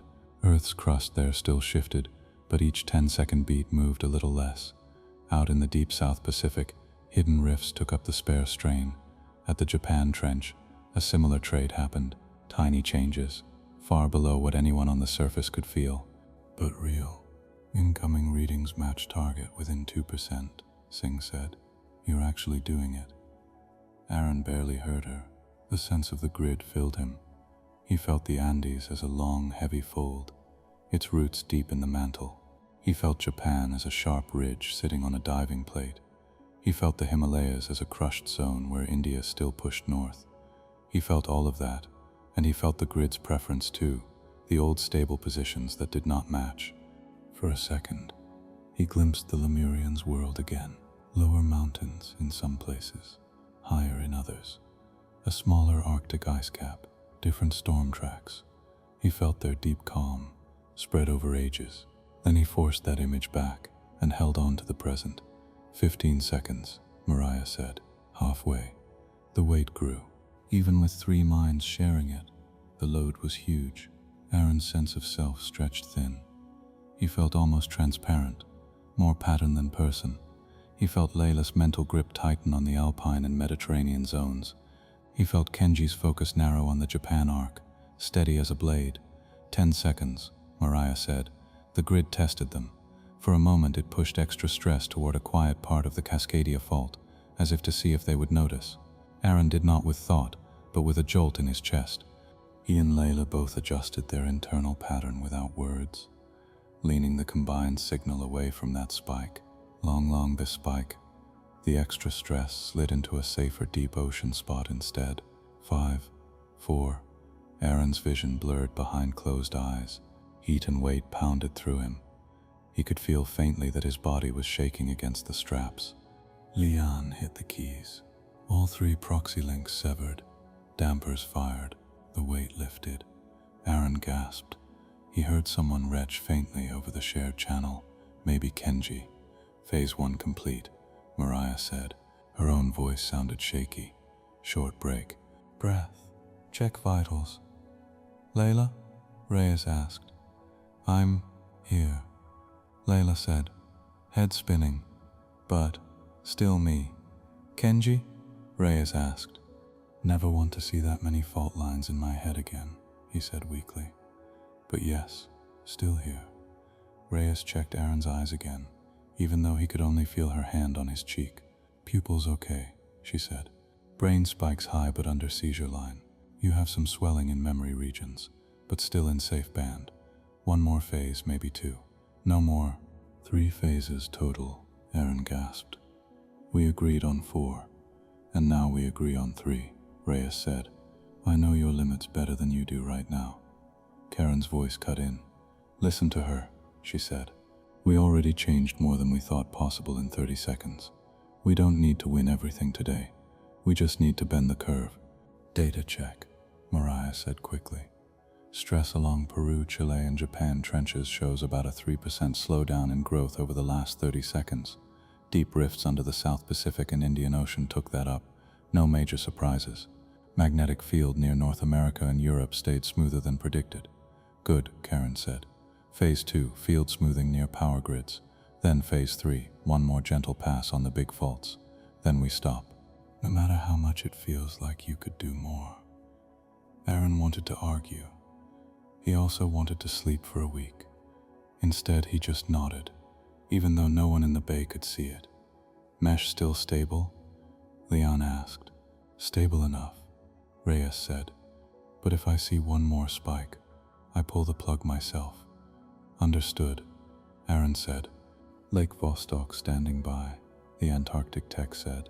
Grid clock holding at 10 seconds. It's watching. The word hung in the air. Second pattern loaded, Mariah said. Target, reduce sharp bends in magnetic field lines above major power regions. Not to old Lemurian positions, not to pure natural positions, just smoother within current layout. No big moves. Ready. Ready, Aaron said. Ready, Layla said. Ready, Kenji said. Mark, Karen said. Again, the pulse from Lake Vostok carried human shapes. Again, the housings woke. This time, the sensation was different. Less crushing weight in the crust, more buzzing in the core. Aaron felt the molten outer core as a huge spinning sea of metal. Lines of magnetism rose out of it like ropes into the sky. The pattern Mariah fed them felt like gently combing those ropes, not straightening them fully, just taking out sudden kinks near certain latitudes. Aaron focused on North America and Europe. Layla took Europe and North Africa. Kenji focused on East Asia. They sang the pattern together. Above them, field lines shifted, not by much. Satellites felt a tiny change in drag. Power grid models showed slightly smoother flows. In the Arctic, the magnetic pole's wild jerk softened a little, its path curving more gently instead of zigzagging. We see it, the Norwegian tech said, almost in awe. You're calming it. Just a little. 15 seconds, Mariah said. Aaron's head pounded. He tasted metal in his mouth. He felt Layla's presence waver for a heartbeat, then steady. Long. He felt Kenji grit down metaphorically on his section. For a moment the grid pushed harder, as if offended that someone else was touching its field lines. The sense was sharp, like a shiver. Aaron responded not by pushing back, but by aligning. He pictured the Lemurian's original stable field and slid his mind's version toward it as far as he dared without breaking current systems. A compromised shape. The pressure eased. The grid's internal memory and the human picture overlapped more. The field lines settled between the two. Long. 5 seconds, Mariah said. Almost done. Aaron's peripherals blurred. He smelled something like hot stone. Though he knew there was no such smell in the bay, he held on. 3, 2, 1. Cut. Reyes snapped. The links severed again. This time Aaron did throw up, or would have if his stomach had not been mostly empty. Dry heaves shook his chest. Reyes turned his head to the side, then back. Don't talk yet, she said. Just breathe. Around the world, numbers changed. Less stress at key trenches, slightly smoother field lines. No megaquakes, no sudden magnetic storms.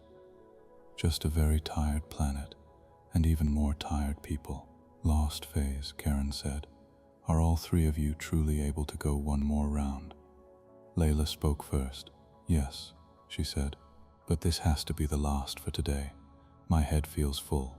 Kenji hesitated, then said, I can do one more, short. Reyes looked down at Aaron. You? She asked. He thought about saying no. He thought about all the cities along those red lines. One more, he said, his voice a rough whisper. Then I'm done for a long time. Last phase, Reyes said. 20 seconds, not 30. Then we're finished. Understood, Karen said. Phase 3 target. Reinforce what you've already done. No new changes. Just hold the new pattern in place while the grid adjusts around it. Think of it as pressing a crease. Pattern loaded, Mariah said. It's basically a lighter version of Phase 1, focused on the same zones. Ready when you are. Mark, Karen said quietly. Let's finish this. The final link felt almost familiar. The weight came, the flows roared. But now Aaron's mind knew the shapes a little better. He slipped into his part of the pattern like a well-worn coat. He felt Layla and Kenji lock in with him. 3 minds, 3 regions, 1 shared load. They did not try anything fancy, no clever tricks, just held the pattern. Along the Peru-Chile trench, stress stayed on its new, slightly lower growth path. At the Japan trench, the same. Deep rifts hummed a bit hotter, taking more strain. Above major power regions, field lines stayed smoother. The North Magnetic Pole's path bent gently, not sharply. The grid pushed, then shifted, then accepted. Aaron had a sudden sense not of words, but of a change in tone. The grid adjusted its own deep algorithms to match the new inputs more closely. It began to treat the human-guided pattern not as a bug, but as a new baseline. 10 seconds, Mariah said. Time stretched thin. Every heartbeat felt like a separate battle. Aaron's body wanted to pass out.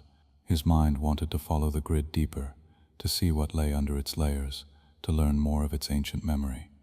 But he stayed on the surface, held the crease. 5, 4, 3.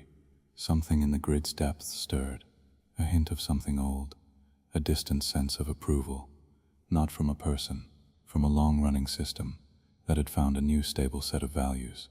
Aaron had no better word for it. 2, 1. Cut, Reyes shouted. The links broke. Silence crashed down in the human bays, broken only by ragged breathing and the soft hiss of vents. Hours later, after scans and checks, and a lot of water and rest, the 3 linkers were allowed to sit up. Aaron walked unsteadily into the Wyoming control room, guided by Reyes. Layla appeared on a screen from Geneva, pale but smiling. Kenji waved weakly from Tokyo. On the dome at MIT, the global map looked calmer. This is the data. 4 hours after the link, Mariah said. Her voice held tired triumph. Stress rates along the key trenches are down by about 3 to 4% compared to the grid-only projection. Deep rifts have taken that load. No major quakes above magnitude 6 in those areas during that window. The magnetic field over North America and Europe has drifted, said the Norwegian tech, but the drift is smoother. The big jumps we modeled at 30% grid power did not happen. And Lake Vostok? Karen asked. The Antarctic tech brought up the volt trace. The pulses still came every 10 seconds, but the inner pattern had changed. It's cleaner, he said. Less noise. And look at this. He zoomed in on one part of the wave, a small notch that repeated every cycle. We saw something like this when Naomi first linked to the vault, he said. It's a sign the system is taking new control inputs into its baseline. It's learning a new rhythm. Aaron watched the notch, feeling strange. So the grid has a new template now, he said, a mix of its old calm and our current world. Not fully, Dr. Singh said. We only touched a few regions. There's still a long way to go, but we bent it. Enough to matter. How long will these changes hold? Karen asked. We don't know yet, Mariah said. Days, at least. Maybe longer if the grid keeps using our pattern as a base. So we didn't fix the planet, Hannah said, but we took the sharpest edge off the next few months. That might be all anyone can do in a lifetime, Eli said quietly. Karen looked at the 3 linkers. You understand what this means, she said.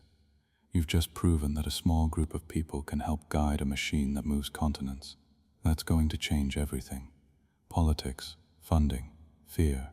We can be the only ones, Layla said.